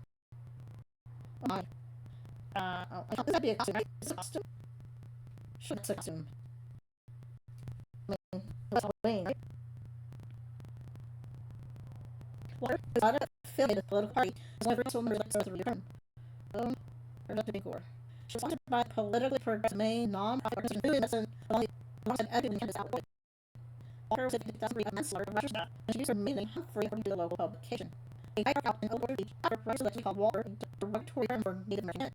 He was later discovered brutally beaten and his with sand out of the That's house during more than 2 personal conviction. The newspaper reported also the perjury since 10 years behind bars, according to reports. There is currently no law in Bangor barring Walker any other criminal record or running from office. And yet here they scream, Trump, you have a 34 convicted felon in the White House. It's something practice like she doesn't she didn't belong to any political party. The big city served as the official or the official account of very supervised for several of King's the author Stephen King hit or novels including the pre-count film It or Clown for It. The author usually lives in Bangor. His former home is there is a spooky victory mentioned that's closed to the public according to TripAdvisor. Several users online sent photos selecting ex-convict counselor. So what Wilson wrote, America's so fucking voters have named elected Walker a violent murderer as a new city councilor. When users wrote, so wait a minute, so this isn't what she does? Oh, because I don't know. Should she have been elected? Does that? I mean, it's been over 20 years. Does that not show that? Or, I mean, did she have turned a new leaf? What do you think?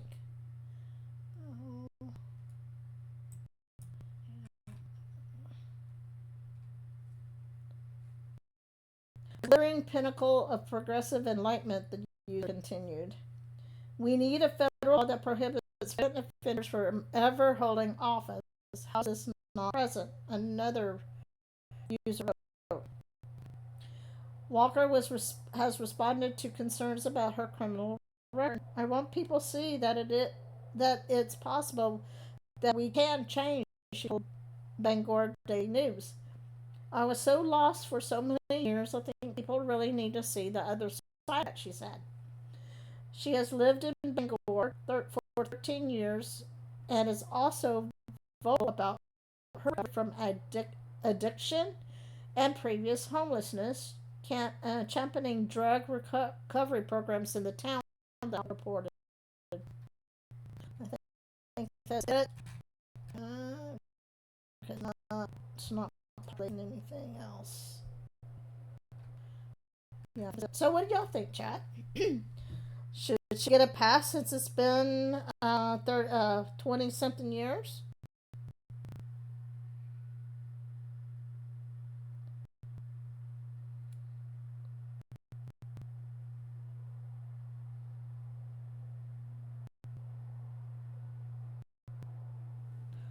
So y'all tell me what y'all think.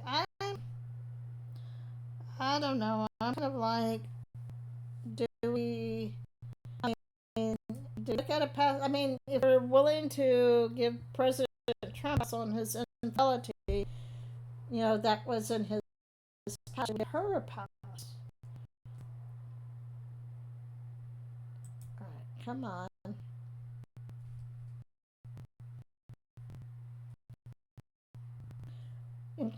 This inquiring mind wants to know what is the consensus.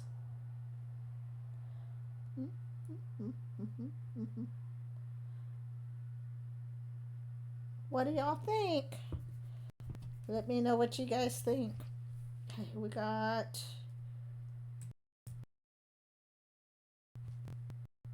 I mean, that's their report. So they're focusing on the fact that she is a convicted felon.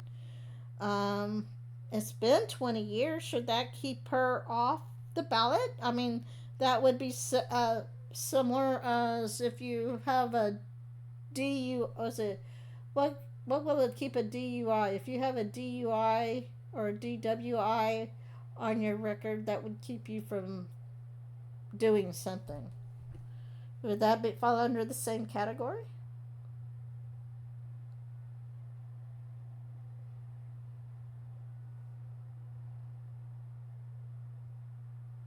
Oh, Dynamax. You're goofy. Let's see. Okay, so I think I'm coming to the end of what I have here.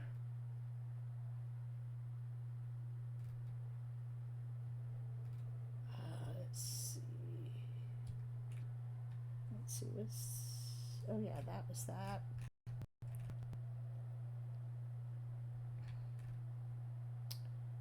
Let me see.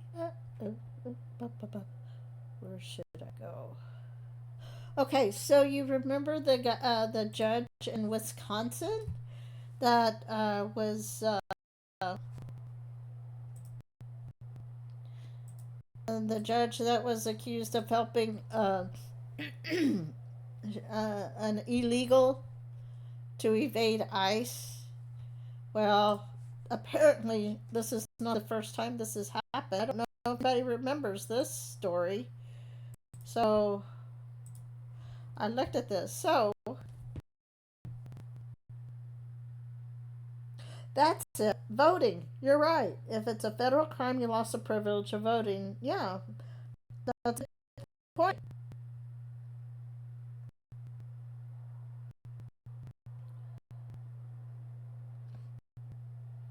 I kind of after Digadan put that hit piece on President Trump, and they talked about how his executive were killed. What was that crash? I kind of wondered if David was his bodyguard, you know, and he one of the reasons why he could have bodyguards and their subjects could get really close, and maybe he divorced Ivana. Was it Ivana? I get Ivana and Ivanka right. His first wife. Maybe he did it to protect her and their kids. Just a thought.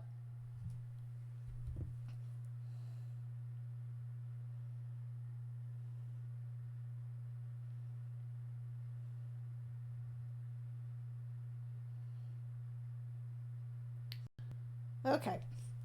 So, here we go. This is actually out of Law and Crime. I found this. So, impropriety and bias. Judge accused of helping immigrant case or escape ICE through courthouse back door should be reprimanded but not ousted, panel says. So, when I first read this, I thought this is the judge in Wisconsin. This is a different judge.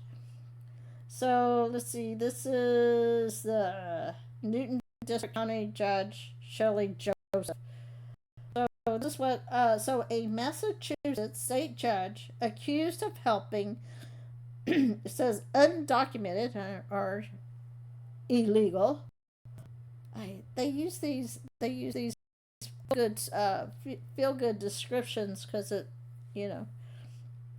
anyway to sneak out of her courtroom to elude federal immigration officers should be publicly reprimanded for, quote, inadvertently appearing biased and violating a court rule. However, Judge Shelley Joseph should retain her position on the bench because she was not aware of the defendant's plan to escape the courthouse and flee from Immigration and Customs Enforcement, or ICE, agents, according to a detailed 117-page report from a hearing officer with the Massachusetts Commission on Judicial Conduct. The high-profile case against Joseph is based on allegations strikingly similar to those facing Milwaukee County Judge Hannah C. Dugan in Wisconsin. Both judges are accused of helping migrants, illegals, evade capture by ICE. As Law and Crime previously reported, Joseph was accused of assisting Jose Medina Perez, an undocumented or illegal immigrant. He didn't have papers apparently, who had been twice deported from the United States with avoiding capture. Medina Perez was arrested again in 2018 and facing his third deportation when an ICE officer arrived in Joseph's courtroom to pick him up for potential removal. In the courtroom, discussion ensued as to whether Medina Perez had been properly identified by ICE. Ultimately, at the judge's direction, a court clerk told the ICE officer to wait outside the courtroom while Medina Perez, with assistance from a court officer, then left the courtroom and exited through one of the building's rear doors. While prosecutors indicted Joseph on federal criminal charges during Trump's first term, the Biden administration dropped those charges in 2022 on the condition that Joseph place herself at the mercy of the professional conduct panel. So there you go. So let me read that again.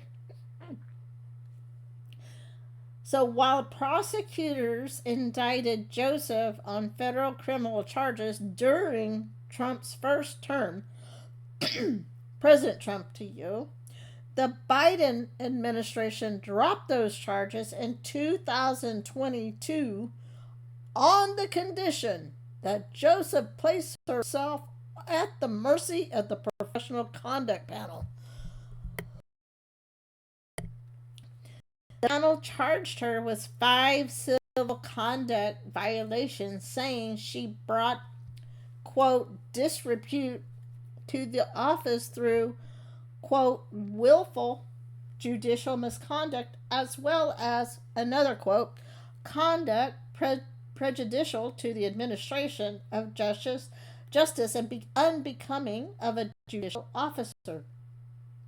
A special counselor for the CJC, which was, what was that again?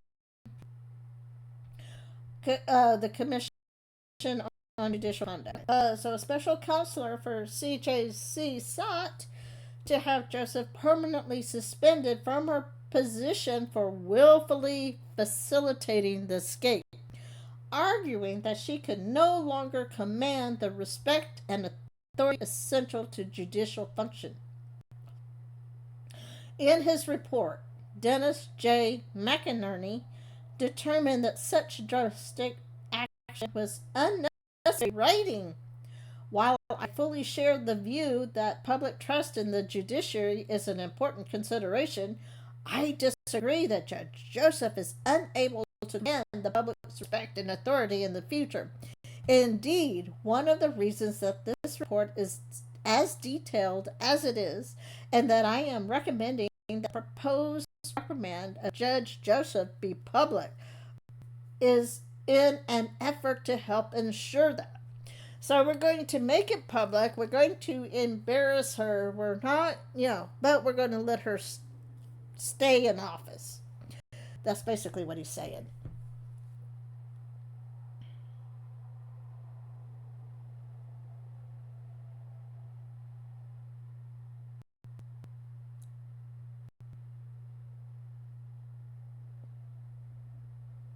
Aiding and abetting.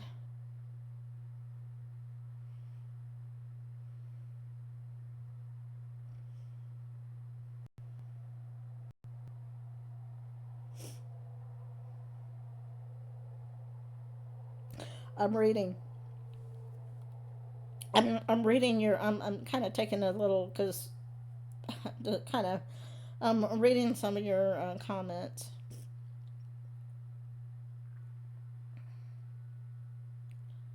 Let's see.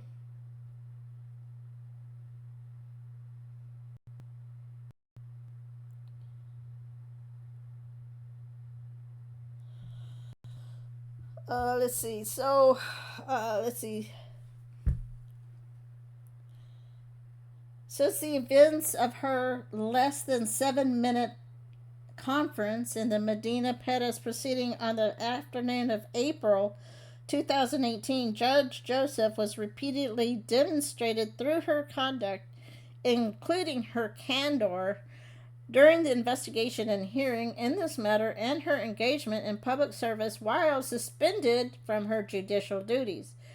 That she is a thoughtful, diligent, and conscientious judge, undeserving of the harsh public criticism she has received in connection with this matter, and entirely worthy of opportunity to finally move on it.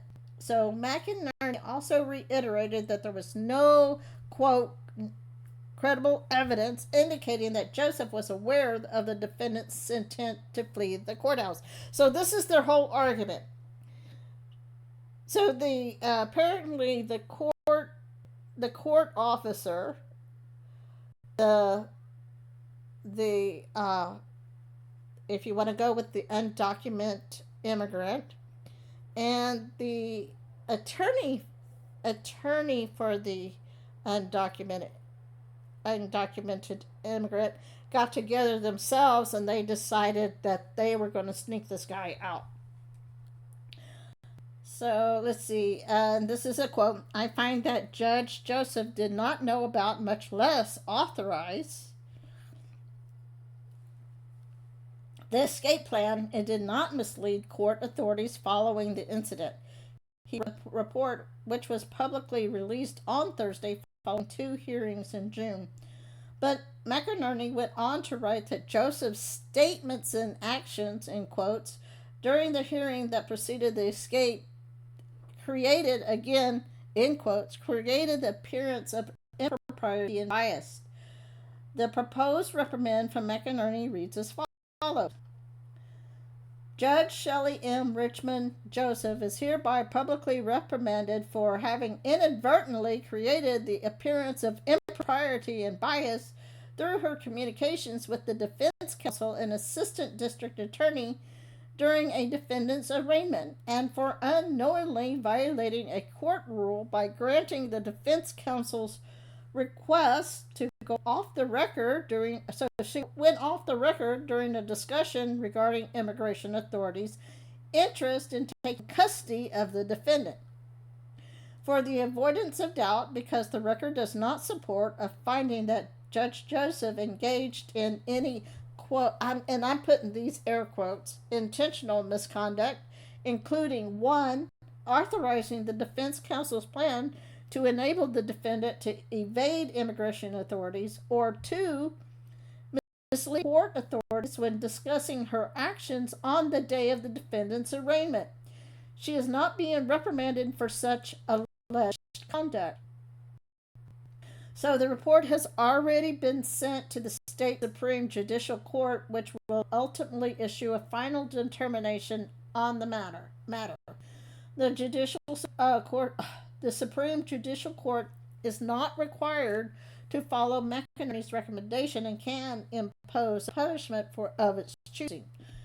Well, we'll see what happens. Joseph's attorney, Thomas M. Hoops, provided a statement on the proceedings to Bloomberg Law.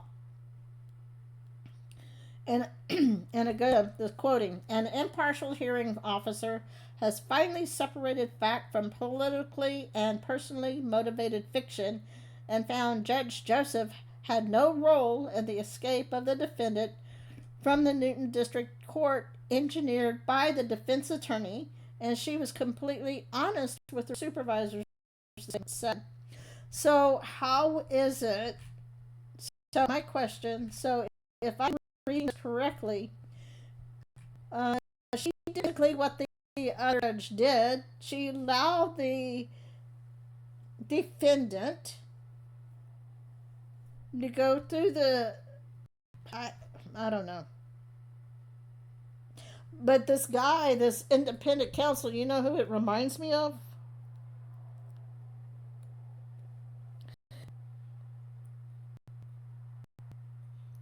So, chat, y'all know, who does that remind you? Does that remind you of anything, anyone in particular, by saying she didn't intend to do it?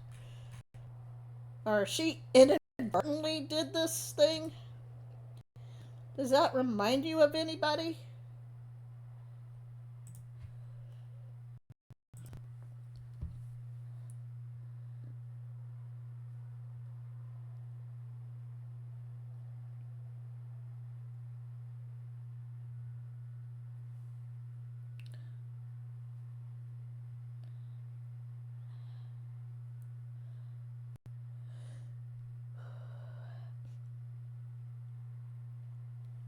I'm taking a silent.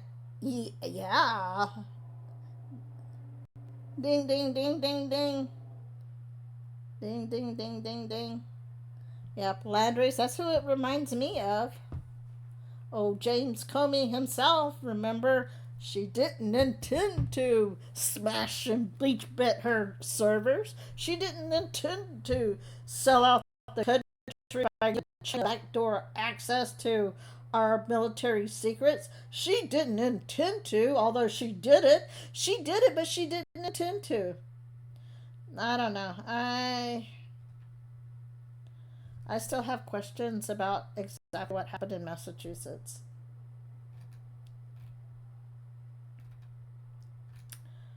Okay, let's see. What else do we have here? Uh oh. Let me have a few more. I'm assuming it's going to be a few more weeks. I don't know what the shutdown. I don't know how it's going to affect move.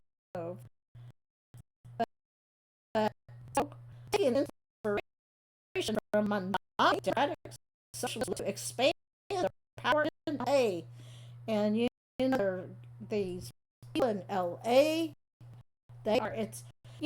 I come to the conclusion it's not just orange man bad or let's get Trump, let's do everything. You can't, it's to the point that it's Republicans are evil incarnate. They are the scum of the earth. We've got to stop the Republicans at whatever cost. It doesn't matter if we. It has nothing to do with Trump anymore. Omnidirectional. Okay, so people are dumb. I shouldn't say that. I was one of those dumb people. I believed everything I was told too, but at least I woke up. So, bullet points. This is from LA. In LA, Democratic Socialist of America. Oh boy. Isn't that a good, don't you like that name? DSA has focused its energy on down ballot races, particularly the city council. It's not surprising actually. DSALA is hoping to pick up 2 more council seats in the June election. Business groups and the police union criticize the group, saying its policies will hurt the economy and threaten the public safety. That's something else we need to teach in schools again. We need to teach them economics. They need to understand economics and the difference between giving people. There was a time. I have to share a story. This is when my daughter, she was about 15, or she was driving at the time. So it was after she got her driver's license, and we were getting gas. We were getting ready to go out of town, and there was this man. He wasn't bothering anybody. He was just sitting at the door. And she's like, Mom, I feel like I need to help him. I said, well, if you feel that strongly, if you feel like the Holy Spirit's tugging on you to help him, do so. And she went and got him a water. She went and got him a full gallon jug of water. And she said she had read something, or she had heard somewhere, a person who is down on their luck, who is really down on their luck like that, they won't say anything. Partly because they're embarrassed. They don't want to make a spectacle of themselves because they don't want handouts. There used to be a time when people did not want handouts. And, it was for her. I just felt like if she felt that strongly and she needed to help him, she could. And, I don't agree with giving money. And I tell you what, another thing is, they used to be, what happened to don't panhandle on the streets, What happened? There was a law in Texas. You couldn't panhandle on the streets. You couldn't give people money because what they were doing, a lot of these people would be pretending to be in need, uh, play on your sympathy and get money. And some of these people were walking away with thousands and thousands of dollars. There was a news report where what they would do. Uh, Someone actually followed someone who was or quote, homeless, or they were pretending to be homeless. They had a brand new truck because what they were doing is they taken that money. They weren't in need at all. It's like if you want to give someone, give them food. Don't give them money. Give them food. And I'm so old school, baby. I have no compassion whatsoever. I think I've lost my compassion.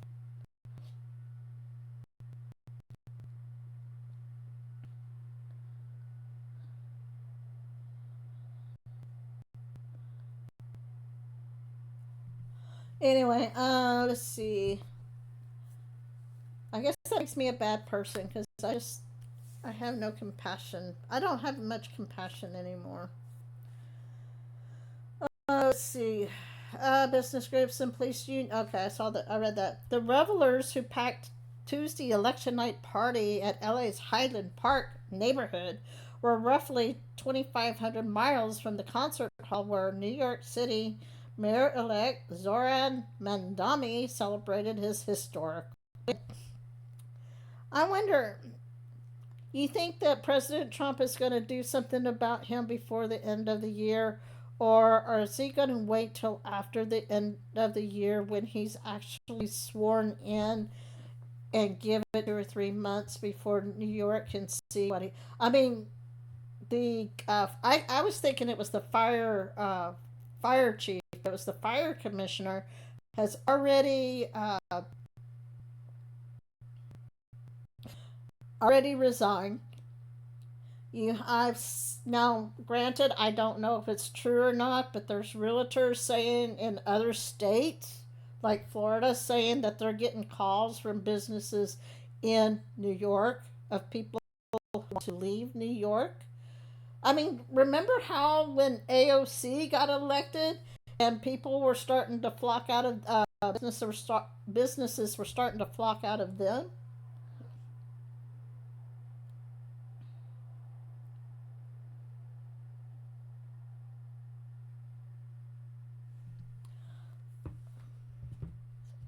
Yet, despite the sprawling distance, the crowd, heavily populated with members of the LA chapter of the Democratic Socialist of America, had no trouble finishing the applause lines delivered by Mandami himself, a DSA member. Okay, how many people knew that he was a DSA member? We knew he was a jihadist. We knew he was part of Islamist. But did we know that he was part of the DSA? Let's see. During his speech, New York, Mandami bellowed in an oversized television screen behind bar and grill. We are going to make businesses fast and free.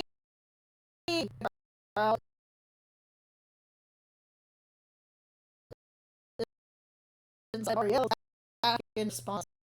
Yeah. I mean, these are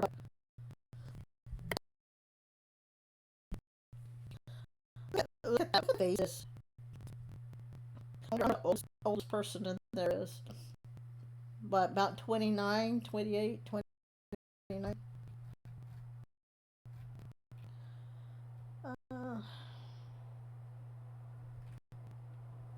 In Los Angeles, activists with the Democratic Socialist of America have already fired up their campaigns for the June election, canvassing teams and scheduling postcard writing events for their chosen candidates. But they're also taking fresh inspiration from Mandami's win, pointing to his inclusive, unapologetic campaign and his relentless focus on pocketbook issues, particularly among working class voters. All right. And I know we have smarter chat than that, but I'm going to tell you something. Free is not free. Someone is going to pay somewhere down the line. And you know what? Eventually, you will pay somewhere down the line. The question is, how much will you pay, and will you pay it up front or will you pay it later on? It's kind of like putting everything on layaway, right? You get a new phone, it's $1,000. This is how the like T-Mobile and Verizon, this is how they get you. Oh, take this $1,000 phone, we'll add it to your service, and you got to pay all this extra. You know,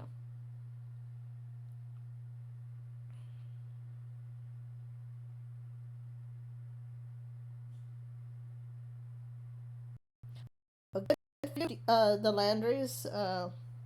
We're leaving New York altogether. Together, ASAP. Cool. I don't know where we're going to be in 2 months, really. I'll talk gasoline prices. Oh, that reminds me, gasoline prices. Guys, if the gasoline has gone up, this is what they do right before a holiday. They actually will. They'll drop it. They'll probably drop it.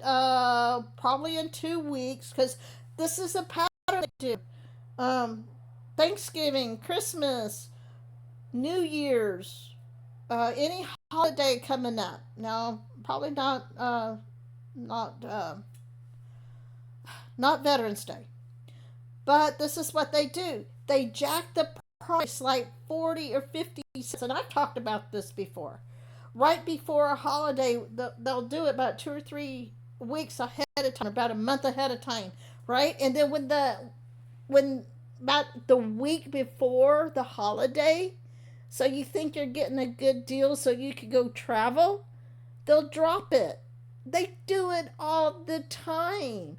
Oh my gosh. And I'm so frustrated. Okay, I here's another rant of mine. I'm so frustrated right now with California prices, right? So President Trump came out 2 months ago talking about gasoline prices come down. So the price at the base came down about what 10-15 cents. But because the local gasoline stations did not come down, guess what they did? The pumps at the base went up 20 cents because they go with the local economy. So when President Trump came back last month saying gas prices were down and people were talking about 20 $2, less than $3, the gas price at the pump and the base actually came down to it came down like 30 cents. It came down to like 4.13. Now it's back up to almost $4.50. We haven't had that. The most we had under in the last 4 years or 3 years since I've been here. It was at 4.44. That was the most I remember. So now we are up almost 4.50. There's only one other place, and the thing is, it's comparable. It's comparable to the local, but I have found one station that's at 4.29 if I use my card.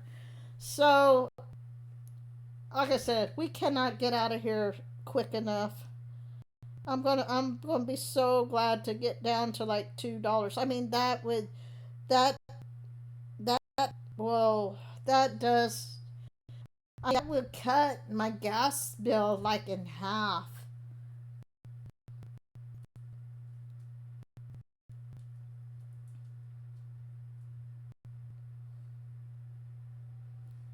Well, like I said, with the tax, with the gasoline tax and this it'll never get less than, or this state, it will never get less than $4. That's my prediction, unless something drastic happens with the state assembly people. Where did I lost my I lost my place. Here we go. The message that propelled Madami to victory resonates just as much in L.A. No, because they've been brainwashed. They keep listening to the. I keep saying we need to get rid of the press, the media. I wish we could. I wish somebody would expose the media. I mean, we know it. It keeps getting dripped out there, but the it needs to be. It needs to be. Something needs to be done. Let's see. The message that propelled Madami to victory resonates just as much in L.A., said Cat City Council member Eunice Hernandez, who won her seat in 2022 with logistical support from DSA. What New York City is saying is that the rent is too DAM in high, that affordability is a huge issue, not just on housing, but when it comes to grocery shopping, when it comes to daycare, she said. These are the things that we're experiencing here in Los Angeles. Well, guess what? You have these, it's going to go higher. And you know what the funny thing is? Even when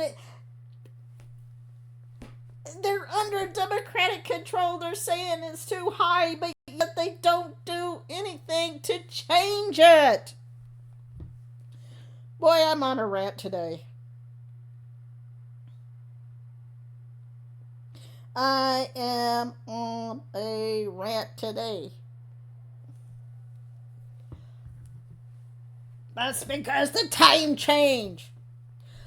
DSLA is a membership organization and not a political party. Yeah, right. You say it's a Democratic Socialist. Hello.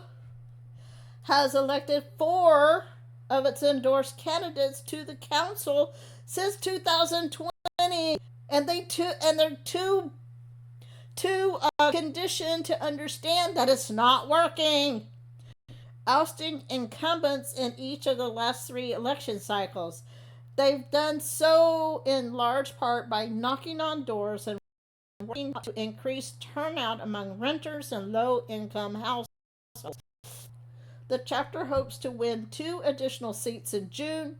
Organizers have begun contemplating on full-scale socialist city council, possibly by the end of 2028, with DSA members holding 8 of the 15 seats. We would like a socialist city council majority. So they're telling you, said Benina Stern, co-chair of DSA's Los Angeles chapter, because clearly that is the logical progression to keep growing the bloc. Despite those lofty ambitions, it would take at least 5 years before the LA chapter matches this week's breakthrough in New York City. And here I always thought that, why do all the weird things start in California? Mayor Karen Bass, a high-profile leader within the Democratic Party with few ties, so she does have ties to DSA, is now running for a second term. Yeah, after way she handled. Oh, that's another thing. This past week. No, is it this week? Yeah, this week. Yeah, this week was the. It was a 1-year anniversary of the mountain fire. The mountain fire started this week, and in 4 weeks from now, it'll be the anniversary of the Malibu fire, and in January it'll be the anniversary of the Palisades fire. How soon people forget, and they still haven't been able to build up Malibu. I did see somewhere where a local is buying a property in the Altadena area. Her only major opponent is former school superintendent Austin Botner, who occupies the center of the political spectrum in LA real estate developer Rick Caruso, a longtime Republican who is now a Democrat. Oh, nice. And has not disclosed his intentions, but has long been at odds with DSA's progressive policies. In LA, DSA organizers have put their emphasis on identifying and campaigning for candidates on down ballot races. I wonder if they're being funded by Alex Soros and George Soros. For candidates and down ballot races, not citywide contests.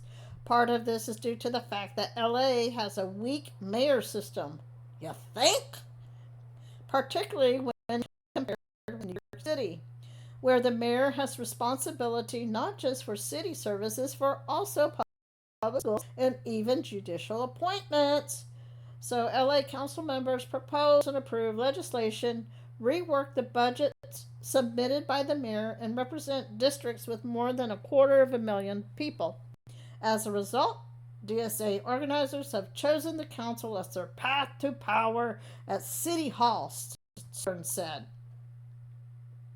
The conditions in Los Angeles and New York, I think, are very different. Since 2020, DSA LA has been highly about its endorsement choices. The all-volunteer organization sends applicants a lengthy questionnaire with dozens of litmus test questions. Do they support diverting funds away from law enforcement? Do they oppose LA's decision to host the Olympics? Do they support a repeal of LA's ban on homeless encampments near schools? Once a candidate secures an endorsement, DSA LA turns to its formidable pool of volunteers, sending them out to help candidates knock on doors, staff phone banks, and stage fundraising events. Boy, I cannot wait to get out of California. During Tuesday's party, DSALA organizers recruited new members to assist with the re-election campaigns of Hernandez and council member Hugo Soto Martinez, a former labor organizer. They distributed postcard-sized flyers with the message, "Hate capitalism!" and question marks. So do we.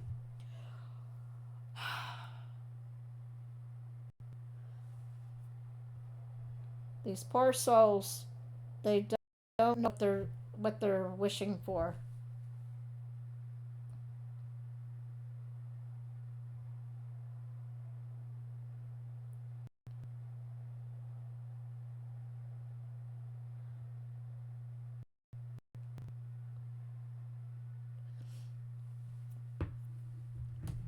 Standing nearby was Estuardo Mazarigos, a tenants' rights advocate now running to replace council member Curran Price in a South LA district.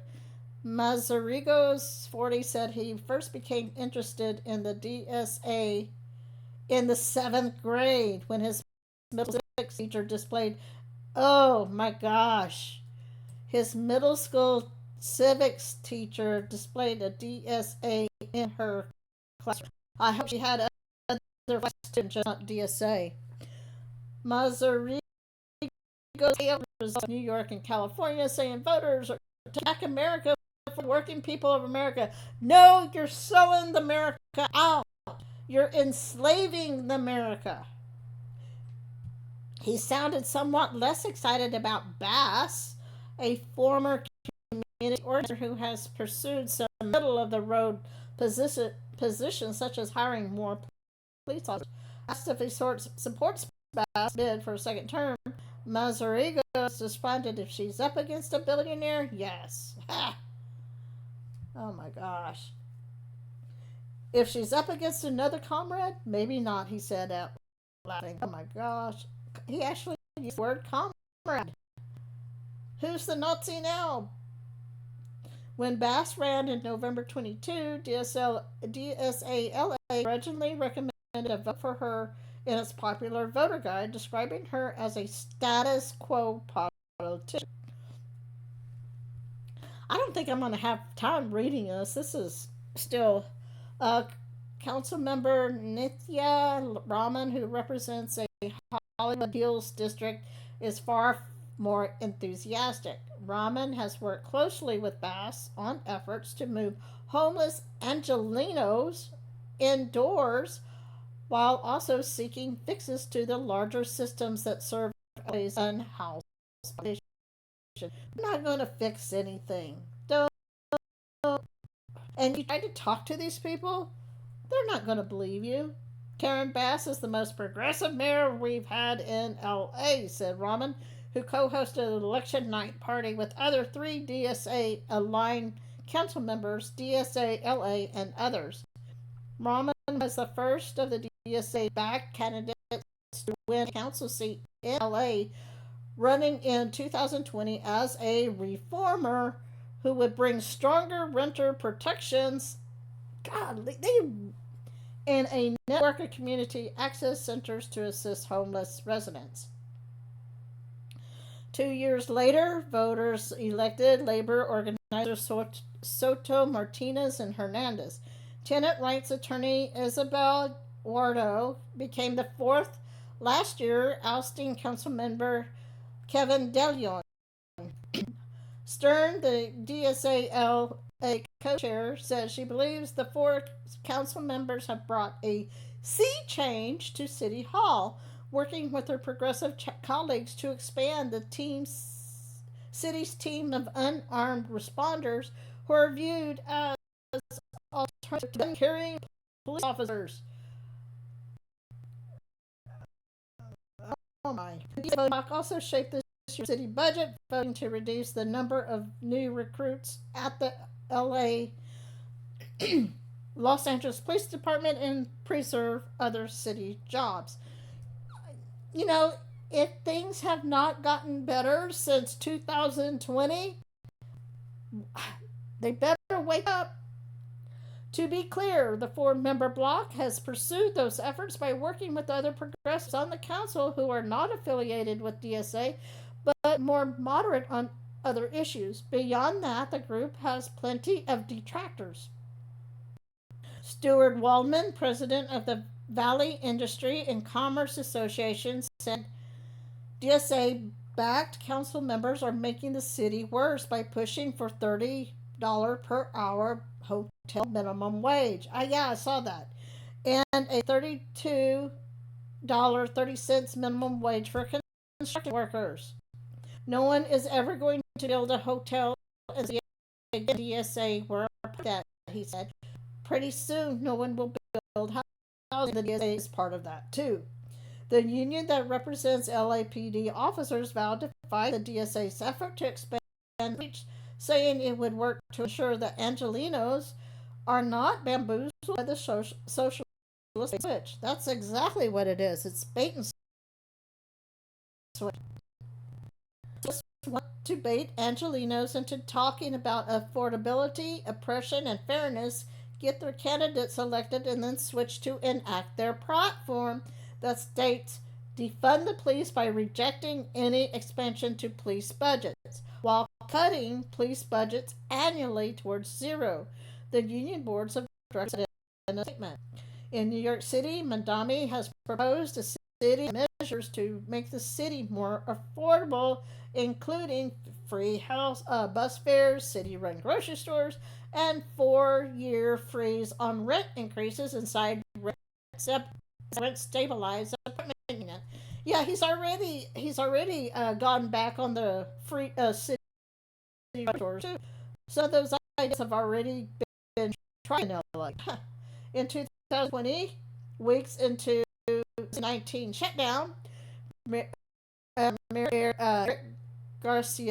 Garcetti placed a moratorium on rent hikes for more than 600,000 rent stabilized apartments.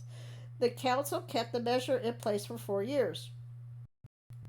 Around the same time, LA County's transit agency suspended mandatory collection of bus fares. The agency started charging bus passengers again in 2022. And months, the DSA has pushed for new limits on rent increases inside LA's rent stabilized apartments.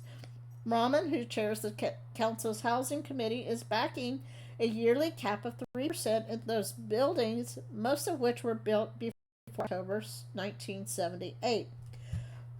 Hernandez, whose district stretches from working class Westlake to rapidly gentrifying Highland Park, is a believer in shifting the Overton window to City Hall debate left and putting people over office. Yeah. Okay. Oh, finally.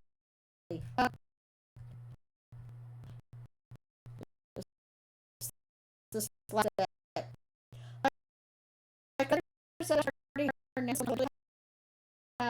eight say lines in coming years saying such a shift would make with the majority of the council not a huge battle to bring questions and other science and plays. Accountability are making money off.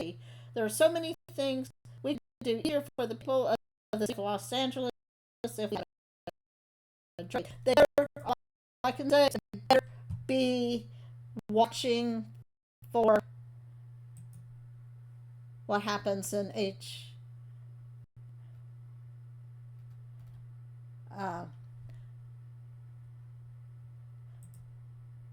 they better be watching, because if they watch New York and watch New York's going to go down the tubes, they better be careful. All right, with that, let's see. That takes me up right at the top of the hour. Hey, Chris, how are you?